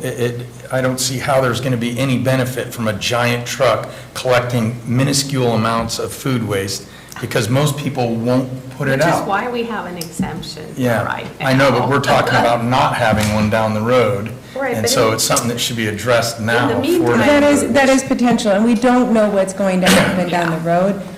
We will have the opportunity. Right now, we have a rural exemption. We potentially have the opportunity to have a low population exemption to move us forward for another 5 years. So there are options out there for us. We don't know what this is going to look like, and so that does kind of leave us some uncertainty and some challenges moving forward, because we do have to prepare that we're not going to have that exemption in 2026. But like I said, we have the opportunity to extend it to an additional level with a low population exemption. So I think the complications are being heard, and even on the larger counties and cities, they are having some logistical issues with it, and they are finding, like you're saying, with the trucking back and forth, they're finding it may not be as clean as they want it, and they send it back, and so we're going back and forth, and some of the efforts are not being realized, and so they're taking that into consideration, and like I said, we won't know, but at this time, this is where we sit with the requirements. I guess maybe when we get our grant writer on our wish list, it would be great to try and get grants to possibly do on-site at people's residence, the composting, provide them a little bend through grants. I think that would actually be meaningful, but collecting is not meaningful. I can't see how with our rural community that would be meaningful in any way. So we can use that, You know what I pursue mean? grants to Do on-site composting. help develop on And teach Local, people, local. teach people about how to do it and the benefits of doing it. Well, or even a whole neighborhood could have a shared lane. Absolutely. So, That makes sense. That's what we've been talking about. So I think that's it, creating those steps like they told us. And there are grants available for the education and outreach component. Right. Which we partake in, and we do receive those grants. I think we can write new stuff around this. I just don't think it's going to happen today. It's going to take a little work to. Are we moving on to fire now? Well, I'm wondering where we're leaving this. Where are we leaving this? Is Jennifer going to look at the materials, consult with the consultants, and come back? I think we're going to write something new here and send it to the consultants. We are? Okay. Yeah, I think so. I think she's provided us the information. And I'm happy, you Yeah. can reach out to me anytime. I'm happy to answer any questions or provide information as much as I can. So, happy to be of help. Thank you. Absolutely. Thanks. Any further questions before we also let her get back to work? This is work. She is at work. Are you kidding, dealing with Well, us? back to her regularly scheduled programming. Thank you. Thank you very much. You're welcome. Bye-bye.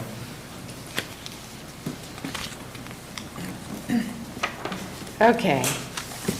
What else? So, anything you'd like to tell us? Come on up. And what department are we working with? My name is Nick Marvin. I am with Human Resources for the county, yes. So mine is a very small topic on here from what I got. I just wanted to speak on the telecommute policy that the board just approved last month. Originally, we had an emergency standard that allowed our employees to telecommute due to COVID reasons. We had quite a bit of people out of the office. It was to make room in the office, get as much out as we can during the pandemic. Recently, a lot of people came back. We brought them back to the office, and the emergency standard expires June 17th. So as of that date, that is going away. Last month, the board did approve a permanent telecommute policy. That is going into effect right now. As of this morning, we had 12 county employees that have applied for it so far. We are expecting a lot more. Even sitting here, I got a couple of emails from some of the employees from the departments requesting already. We are expecting a lot more. Like I said, the temporary one goes away June 17th. So everybody that is currently on the temporary one is submitting right now, and we're going to get as many out as we can by June 17th. And of course, that's not a deadline. They have to apply by that day. They're allowed to apply afterwards. Right now, we're just waiting to hear back from everybody how many we're exactly going to have out. In the consultants list, can you tell me where the current provision is that talked about the telecommuting? I think it's under transportation, but... It's under transportation, yeah. Because we talked about this. Yeah. I think Gina told us they were working on it. And so that as stated is, it'd be fine. And I can say, of the 12 that we currently have, a lot of them are 1 to 3 days a week of telecommuting, so that's keeping them out of the office. Our employees, not like me, where I live right here in right there in Angels Camp, it's only like a 13-mile commute for me. We have a lot of employees that are Elk Grove, Stockton area, so they're going to be telecommuting as well. So it's not just going to save the minimal amount of emissions, it's going to save quite a bit by doing that.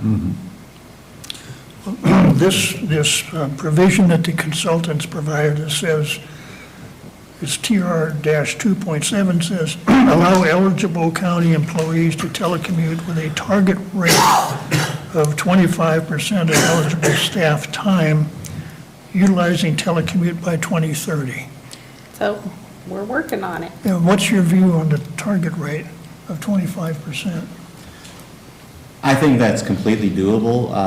Like I said, we only have the 12 right now, but we're expecting a lot more coming in. Just from the emergency temporary, we had a lot that were out of the office. Good.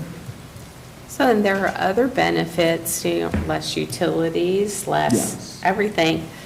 here, not needing to expand your campus to accommodate more employees as time goes on. I mean, And we won't mention that they live in Elk Grove because that's saving greenhouse gas somewhere else. That's saving it for them, not us. But I will also add that we do also offer an alternative working schedule to a good amount of employees as well. So instead of working the normal 5 days a week, there are people that are only working 4 days a week.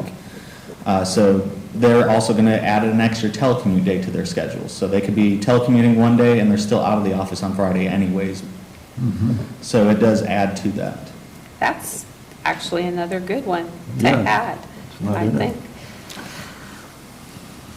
Also, it seems like we should be talking about policies for meetings and, the way we've been doing, so many people actually join meetings by Zoom.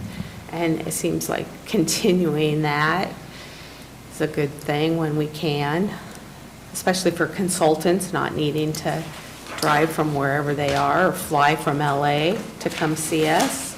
It seems like we could create something around that, having a policy that always considers that when we look at who attends meetings in person.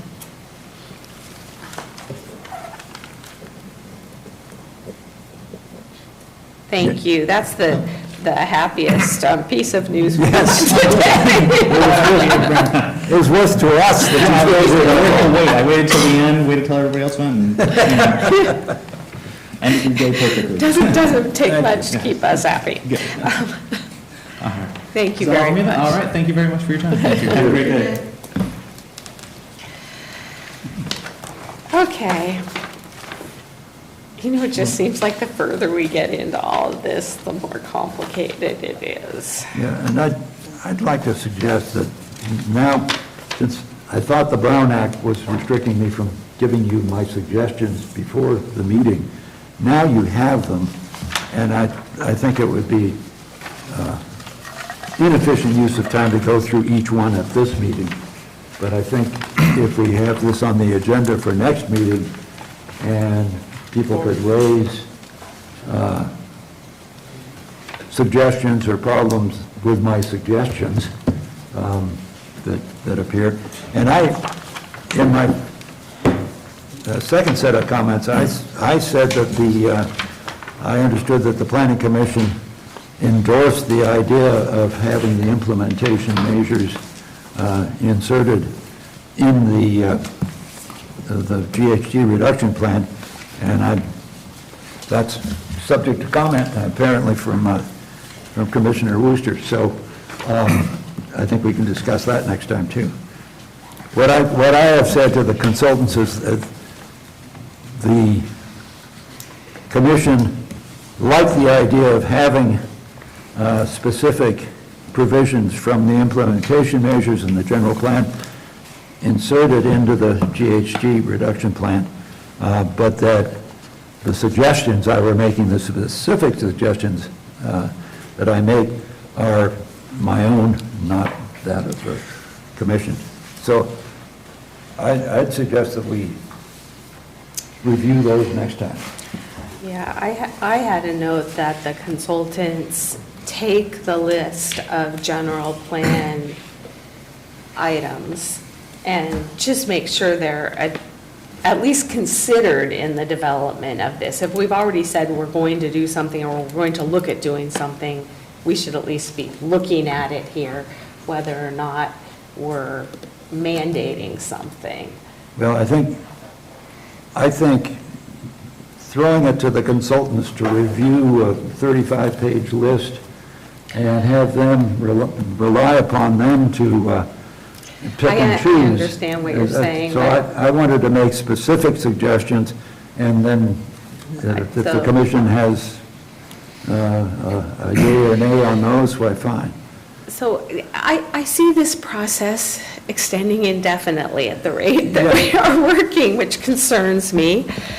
I think we need to talk to the consultants at some point again, and I don't know, I know that we've already expended the budgeted time for them to join us, but it seems like we have a lot of work still, we feel like needs to be done here.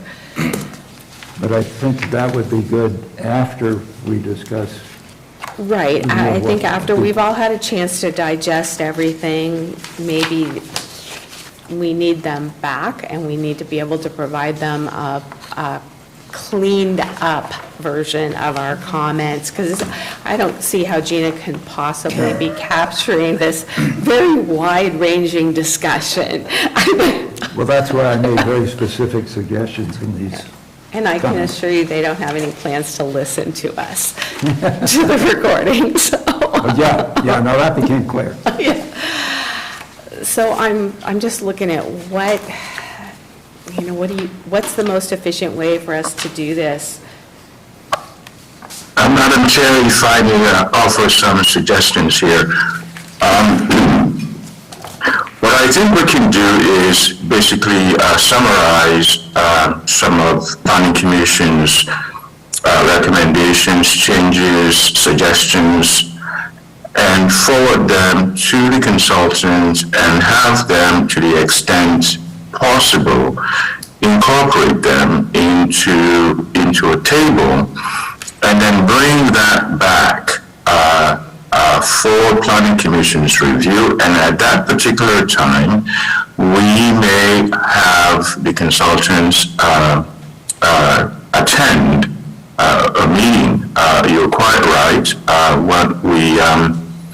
When the RFP went out and the consultants were selected, there was a certain number of hours budgeted for meetings and other things, and I think we're pushing that limit, or we may have already exceeded that limit. So if there's a consensus among the commissioners that all your issues have been identified, resolved to a certain extent, and you feel that you have a comprehensive proposal that can go to the consultant, we can forward that to them.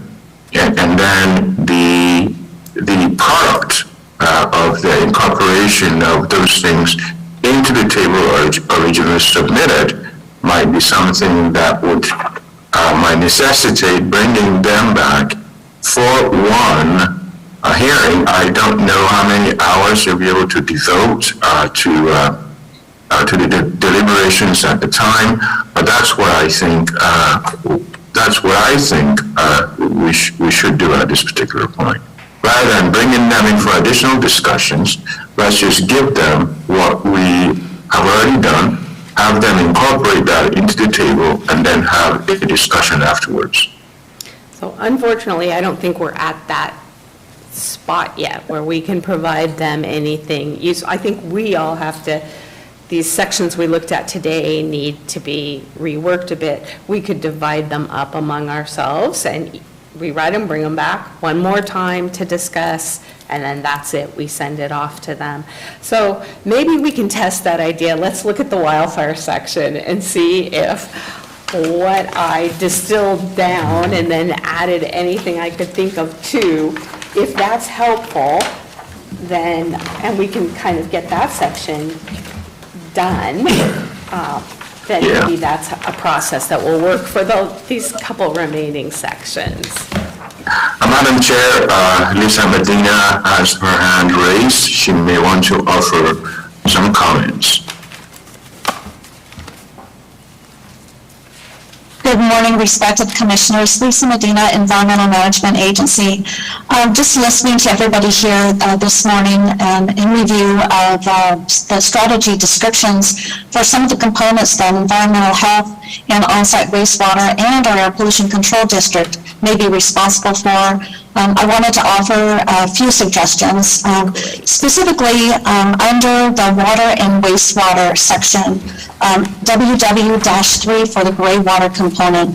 Under our current ordinance for on-site wastewater, we do allow gray water systems. So this is something that we could push, and educate our community on moving forward. To be honest, got with our on-site wastewater specialist and registered environmental cost specialist yesterday, and we have only permitted a few of the gray water systems over the last several years. So there's not a lot of push for that, although with our drought, we do see more of this coming into play, and we certainly would be willing to educate and support that direction moving forward. In addition to that, we also have our air pollution control district. I have Deb Carson, our air pollution control specialist, online. There was mention under the category TR1 under the transportation to work with the County Air Pollution Control District to pursue funding through the state cap and trade program. Currently under, and Doug, if you would like to speak to possibly the Carl Moyer program and how that is facilitated, what type of budget we work with, and how possibly that could relate to us moving forward with the GHG. Thank you. Thank you. So this is Doug Carson with the Air Pollution District. We do a Carl Moyer program. The purpose of the program is to remove old diesel vehicles off of the road and replace it with less polluting vehicles, either newer diesel engines or ideally electric engines. We prefer to do that. I do look through the various tabs on the spreadsheet that we have. I noticed under the agriculture one that there's no discussion of the farmer program, which is a division of Carl Moyer. Farmer stands for Funding Agricultural Replacement. I've forgotten the rest of it. It is the farmer program. We recently funded a log truck for about $230,000. We can do more funding like that. Our problem is a lack of resources in the APCD to simply administer grant programs. I did hear you mention that the county is investing in a grant writer, which I think is a great idea. It would also help if we had people to administer those grants.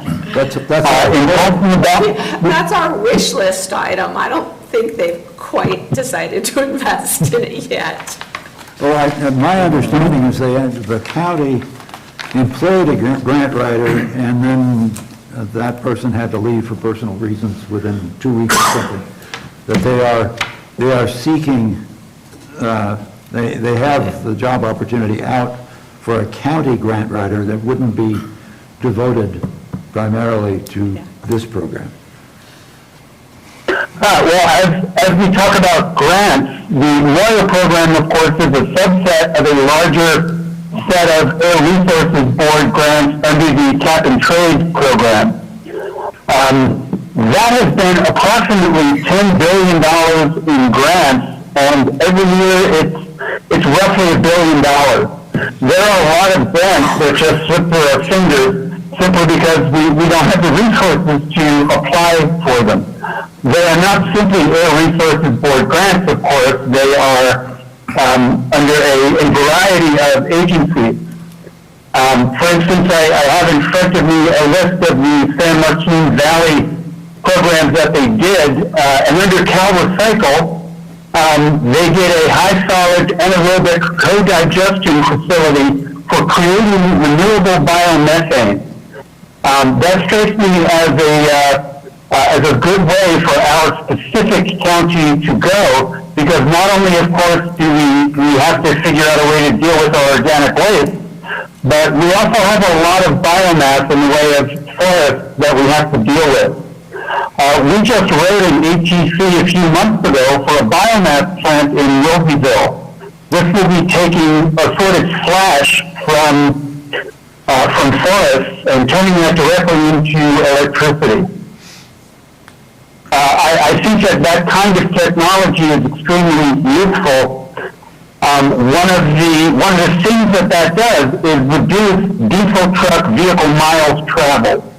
The Air Resources Board has identified an excellent way to reduce greenhouse gases is to reduce vehicle miles traveled. And there's a lot of ways to do that. One of those, as I just mentioned, is the biomass project, because we don't have to run the diesel trucks up and down the hill. It's right there where the wood is generated. It would make sense to me to have a bunch of these type of plants throughout our county. We certainly can't, I don't think, build those ourselves, but if we can attract that kind of business, that would be extremely helpful. Another way to reduce vehicle miles traveled, in conjunction with what what I believe the HR gentleman was talking about, is telecommuting, but not simply telecommuting for the county, for county employees, but telecommuting for everyone that lives in the county. I understand that Jack Armando is in the process of attempting to secure some broadband internet funding to bring to rural areas, and I highly support that, because if we can minimize the amount of vehicle miles traveled for people going back and forth to work down in the valley, for instance, we can greatly reduce those vehicle miles traveled, and I believe that we can do a pretty good accounting of how we're saving saving greenhouse gas emissions by doing that. So I think under the Air Board, there's a number of things that we'd be able to do. I'd like to answer any questions for you if you might have them. My question is, we have a generalized problem here of we have a set of things from the consultants that may or may not be appropriate for Calaveras County.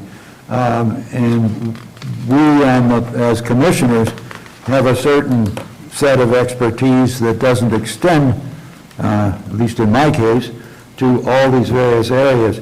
It would be very helpful, I don't know if you have a copy of the set of the consultants' recommended strategies. If you do, it would be very helpful if we got specific comments from you as to specific measures on there as to whether or not they reflect what we need, and make specific suggestions, as you were implying about in agriculture, the Carl Moyer application in the agricultural area. We need specific suggestions that we can then digest and pass on to the consultants. So, do you have a copy of what the consultants provided us? Yes, sir, I do. I was contacted by the consultants to provide information for their inventory, but no, I wasn't contacted for any input on what some possible means of reducing greenhouse gas might be. Yeah, I agree with you that focusing on what our county can actually do would be beneficial. So I'd be happy to put a couple of comments together. Shall I send that to Gina? Yes, that would be, we are leaping at the opportunity to say yes. So, and we have talked about a lot of the things you talked about, but you know about programs we've never heard of, so right. That's very helpful. So that would be great. Thank you. Thank you. Anybody else? Lisa, I'm sorry I didn't ask you for your comments earlier. I didn't see you. You weren't on the screen, so. No problem. I just wanted to let you know that we are here to support this effort. Is there anything else that you would like to add? Or are there any further questions for Lisa? I have a question for her, that the way they have proposed that the WW3 use gray water, Measure WW3 requires the use of gray water for outdoor uses. Well, it isn't very specific on how it would require that, but in a county where I assume most people are actually on septic systems. And many people with septic systems already have a gray water system. Is there any way to account for what we do have and what we could encourage in the use of gray water? And for those people who are... Yes, we certainly have an inventory of what types of sewage disposal systems are installed throughout the county. However, when they speak specifically to any other diversion of water, including the basins and the sinks, what we call gray water as an overall term, we do not have that information. As you know, sometimes people develop their own systems and they will install them categorically. So that's not something that I have a good pulse, finger on the pulse on as far as gray water systems.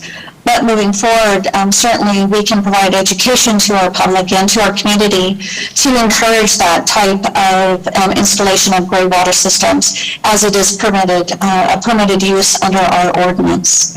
So we would certainly want to perpetuate that education to our community. This is actually one of my questions was, do we know what the greenhouse gas emissions are associated with a septic system versus being connected to a community wastewater system, where clearly it seems like there's more power and resources being used to treat that, to transport and treat that water? And then yes, that would be an arduous task to do an overall study and an in-depth analysis of what type of GHGs come off of a sewage disposal system. There's all types of different things that go into the degradation, denitrification, and just the biological degradation of things that have to do with the sewage disposal system. That would be something that a consultant would have to be hired for and employed. Those people are typically either the hydrogeologists, geologists, cumulatively, or they're wastewater engineers that know the specific formulas to apply to that type of what we would call being able to determine the GHGs or the carbon offsets. But we do have a pretty good idea of what percentage of households are on septic. Yes, we do, because we have a very limited amount of facilities that, such as CCWD, San Andreas, Moke Hill, utility districts that function within our district, including Angels Camp. Yeah, it seems like maybe our efforts to move people off of septic systems and on to wastewater systems might have been ill-advised. I mean, it makes sense in a lot of cases where you're close to town and close to a treatment facilities, but otherwise, have we really pushed things in the wrong direction? And is that something we should be looking at as a policy? Logistically, that would for the mountain counties and the rural districts, because they are so far from any type of infrastructure, say, for example, a main to a district, such as CCWD, San Andreas, or even Angels Camp, because they're remote. So the distance that would need to be traveled for any type of wastewater to reduce that is something that I can't even speak to. I know that if you are within a certain footage of any sanitary district, you are required to tie into that district. However, with all the other rural, remote locations, I can't speak to that, or even the feasibility of that, or whether it's even logistically something that could be contemplated. Thank you. Seems like something to look at. Go ahead, Mr. Laddish. Did you have other questions? Well, there's also WW2 is talking about reclaimed water. That, I assume, would be, well, it definitely is talking about after wastewater treatment, so that would only Yes, specifically for the landscaping and the outdoor uses, definitely. I know that there are several of our constituents that have different types of needs for this, such as, their backyard vineyards or their gardens or any other potable use that could be used. Because specifically, with any type of diversion, we want to make sure that there's a pathogen reduction and that gray water is not mixed with what we call black water. And the black water is the pathogen containing water, of course. But certainly there are other options. There are a lot of ideas out there. And as we move into this drought even further, there could be more ideas that were put out there and more grants and funding that might be available. And is there can you give us some sort of idea as to what percentage of the county is on systems that would have wastewater treatment? That is a question that I cannot answer at this time. What I could come back with is the number of sewage disposal systems that we currently have that are permitted. That doesn't count, the amount of repair permits that have been done to the existing sewage disposal systems. And I certainly cannot speak for any of the public entities that are not part of the counties, such as CCWD and San Andreas district. And even Angels Camp. So that's something we would probably need to be brought into this discussion as far as trying to make any determination on what you are asking, respectfully. Right, thank you. My question, which you may not be in a position to answer, is, are there sources of reclaimed water? The water's being reclaimed, but it's not being used for irrigation or parks or whatever? I would not have that answer either, because my specific department, the on-site wastewater, deals with just the county permitting process, which includes, residential and some commercial as well applications. But again, that's on a larger scope of that when we bring in our other stakeholders, including other entities that deal with just with the wastewater distribution systems. So is the question, is there more reclaimed water available than is currently being used? Yeah. Yeah, that's the question, because And that's all very likely. We are certainly we're always looking at as a community and as a whole to ensure that, I totally support gray water systems, the rainwater catch basins. Anything that can be reused, of course, is sustainable. It creates a sustainable future, it creates a sustainable path, towards making our communities better and to being able to provide education to our constituents to ensure that that does take place. But the amount and the question of whether or not what type of water is being reclaimed, I could not even begin to answer that. That would be something that would probably go out as a general question to our community as individual households. I think he's talking about treated wastewater, like from CCWD. So is all that they have available being reutilized either in parks, golf courses, car washes? I don't think so, because I know they struggle to find enough places to waste their treated water. They spray it in fields. There was issues with Forest Meadows wanting to withdraw from their agreement at one time, and they're like, yeah, no, we need to be able to spray water there.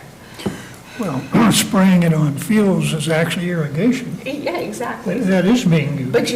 But the level of treatment that they have, I know, I don't know currently, but I know in the past, couldn't be used on food crops, so it could only be used in places like a golf course or even not where you're using it is for There's food. a lot of medicine in the wastewater. Even after it's treated. can't So it depends on use it its for food secondary, production. tertiary, what level of treatment. Exactly, and all has to depend on the pathogen reduction. You're correct. And there's different levels of wastewater treatment, tertiary, secondary, that all have to do with how that water can be applied accordingly. We have this proposed strategy of using reclaimed non-potable water with, I think, the idea being to increase the use of it. And the question is that feasible here at all? I think it is. I think the challenge is that our treatment plants aren't always close by. So then now you take on pumping it somewhere else to be able to get rid of it. So when we have the opportunity, we should be requiring projects that could use that treated water to use it if it's available. That's only going to apply if you're somewhere near a treatment plant where you can get to it. While we still have you on the screen, I just want to say that you and every other staff member that has appeared before us today just reinforces my faith that we have very good people working in Calaveras County. And thank you for your time. That is a huge compliment to me and my colleagues and our coworkers and everybody that we collaborate with and cooperate with on a day in and day out basis. I think more than ever, the department heads and our staff, our colleagues, our coworkers are working together to make us great. So thank you for that. That's an honor. Are there any further questions before we talk about what our next steps are going to be? No. I think we've exhausted our questions for this moment. Thank you very much. Thank you very much, Commissioners. I promise they are not exhausted yet. No. I think what's clear is we probably should have started with this piece of the process, but hey, we're here today.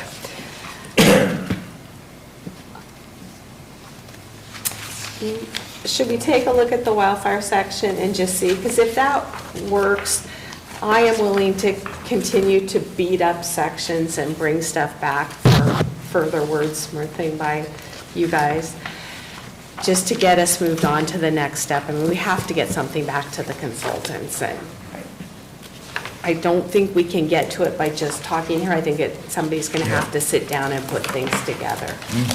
So maybe we can divvy it up a bit.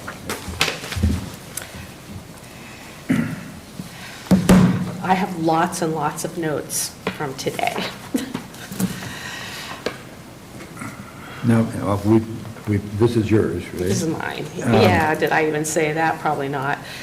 This is just what you guys asked me to do last time, I think. So what I did was took what they had and reworked where we had talked about things, and then I looked at other places' plans and did a little research online, and then tried to create just a list of things that the consultants can then rework into whatever pattern they need it to be. But And how would this shuffle into what they have already provided? it's exactly shuffles right into it. It's each one, so. I did not assign them to a category. I just tried to capture everything that I thought we should consider. But it's. They can slide them into their categories. Okay, so I mean, your first update county website is not necessarily a replacement. Nope, didn't worry about matching their sections exactly, because some of them do. Some of them are just reworkings of their wording, and some Okay, of them so- are completely new or different. So basically, we ought to look at yours and see if it covers. Do we think we're wildfire. covering everything that's in there? Yeah. That should be in there? It should be in there, yeah. Yeah, have we missed something? And are there things that I put in here that we don't want to move on to them? Well, where's the goat herd? Yeah. Right, the goat herds are fine. I probably should have included them. I think they're just another method of fuel reduction, though. Okay, so we should look at yours independently of what they have Yeah, created. and see whatever, if I'm it just, so I tried to capture the things we talked about. Yeah. Well, thank you very much. That's great. And I'll be happy to go back and re-slot them into their sections if I think, Well, again, if that's what maybe- seems like the right thing to do. Maybe we should, since we haven't had a chance to review it, maybe we should look at it organically as a whole and talk about it next time. We could do that. Because, you know, if we take it one at a time, we don't know what is Right. sixth on the list if we're looking at what's number Right. one. I think that's fine, since we know it's coming back. I think the real question is, do we come back in 2 weeks with this? I don't think we're going to be ready in 2 weeks to have all these different parts and pieces and the information gathered and stuff coming back from staff who they're going to be sending information. I think we could, in 2 weeks, we could look at your suggestions and look at my list. I mean, that's a somewhat finite. We could do that. And are there other sections we could have ready, and can they be distributed in advance? Or if one of us was to write up some sections, they can't, right? They have to be brought at that They meeting. have to be brought at the meeting, that's why, that's why you didn't get my long list at this point. But I think that would give us a lot to chew on for next week, or next meeting. Okay, What do do we we have set- something for our next meeting? Okay, great. 2 items. Okay. What's our plan for getting through the whole thing, though? I think we need a goal for when we're going to send everything back to the consultants and when we might be asking them to join us. And I do think we would want to send them all of our information in advance and then have one final short-ish meeting with them, not ask them to be there while we talk through all these parts again. No, but I think the planning director has Tormenting the the right consultant. idea. Get from them what they make of what we provide to them. Right. So that when we We have to them- get to the point where we have something to provide To them. So we know that we have whole sections that we want to work on pretty significantly, like ag, solid waste. Yeah. And we know we have things coming from staff that will be part of that. Is there anything that one of us could take on and create the same kind of just summary list between now and next week so we could get more than one section done? Or not next week, next meeting, I'm sorry, don't panic. Well, I've spent a whole long time on what I've provided so far, so I'd kind of like to get back to my private life. I can't volunteer. Okay, We don't have is the there a section we infrastructure. think we have enough information to work on? I mean, I think between what Commissioner Ladish has supplied and what Commissioner Plotnick has supplied on the wildfire part, there's plenty here to go home and work on. I think I need to go through it all and see what I can agree with and what I can't. Okay. I do have a question though about the wildfire. Somewhere I got the impression that the consultants are not going to include wildfire as part of the reduction. It has to plan. be part of the plan, but they're not going to calculate anything for it. And I looked at some other. Makes sense to me. I looked at some other plans, including Tuolumne's a while back, and I think Tuolumne's has also not been adopted yet, but is out for comment, and Angels Camps isn't far enough along. But I looked at some others also, and it seems like they all did wildfire sections, but they're not calculating them. It seems like that's just how the process is set up right now.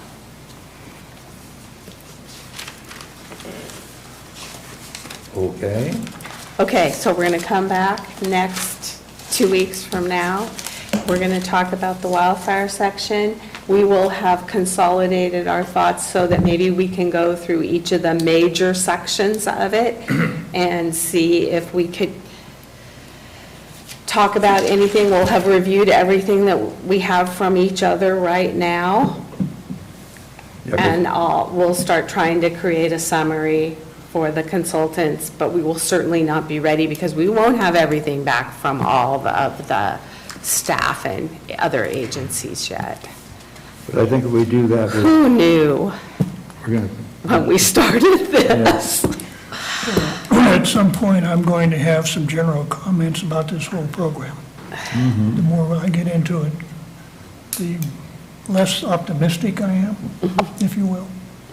But Yes. I'm not- So I do want to talk about one other item here, which is the letter from Colleen.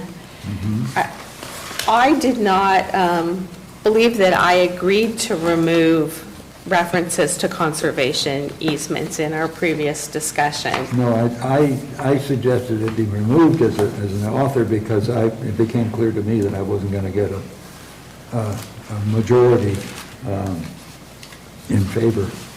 Well, I don't think we want to require conservation easements, No, but we we can't. certainly don't want to remove that as a listed potential. I suggest that that's a good thing to raise after you've looked at what I've suggested. Okay. Because conservation easements are mentioned in the implementation Right. measures. So I just Yeah. had No, thought we haven't that taken- was not the understanding I had, is what she seemed to have taken away from the meeting. Okay. I've lost my agenda. There it is. I'm sorry, guys. Michelle, do we want to vote to continue? Yes. So do we have a motion to continue this item I so move to our next meeting? with great anticipation and enthusiasm. I so I'll move. second it. All in favor? Aye. Any opposed? None. 4-0. And we will move on to commissioner reports. None here. None for me. None, I have none. Then we will hear from the planning director. Thank you very much, Madam Chair, members of the Planning Commission. We appreciate all you do, the personal time you've spent trying to get these items kind of well vetted out. I do appreciate that.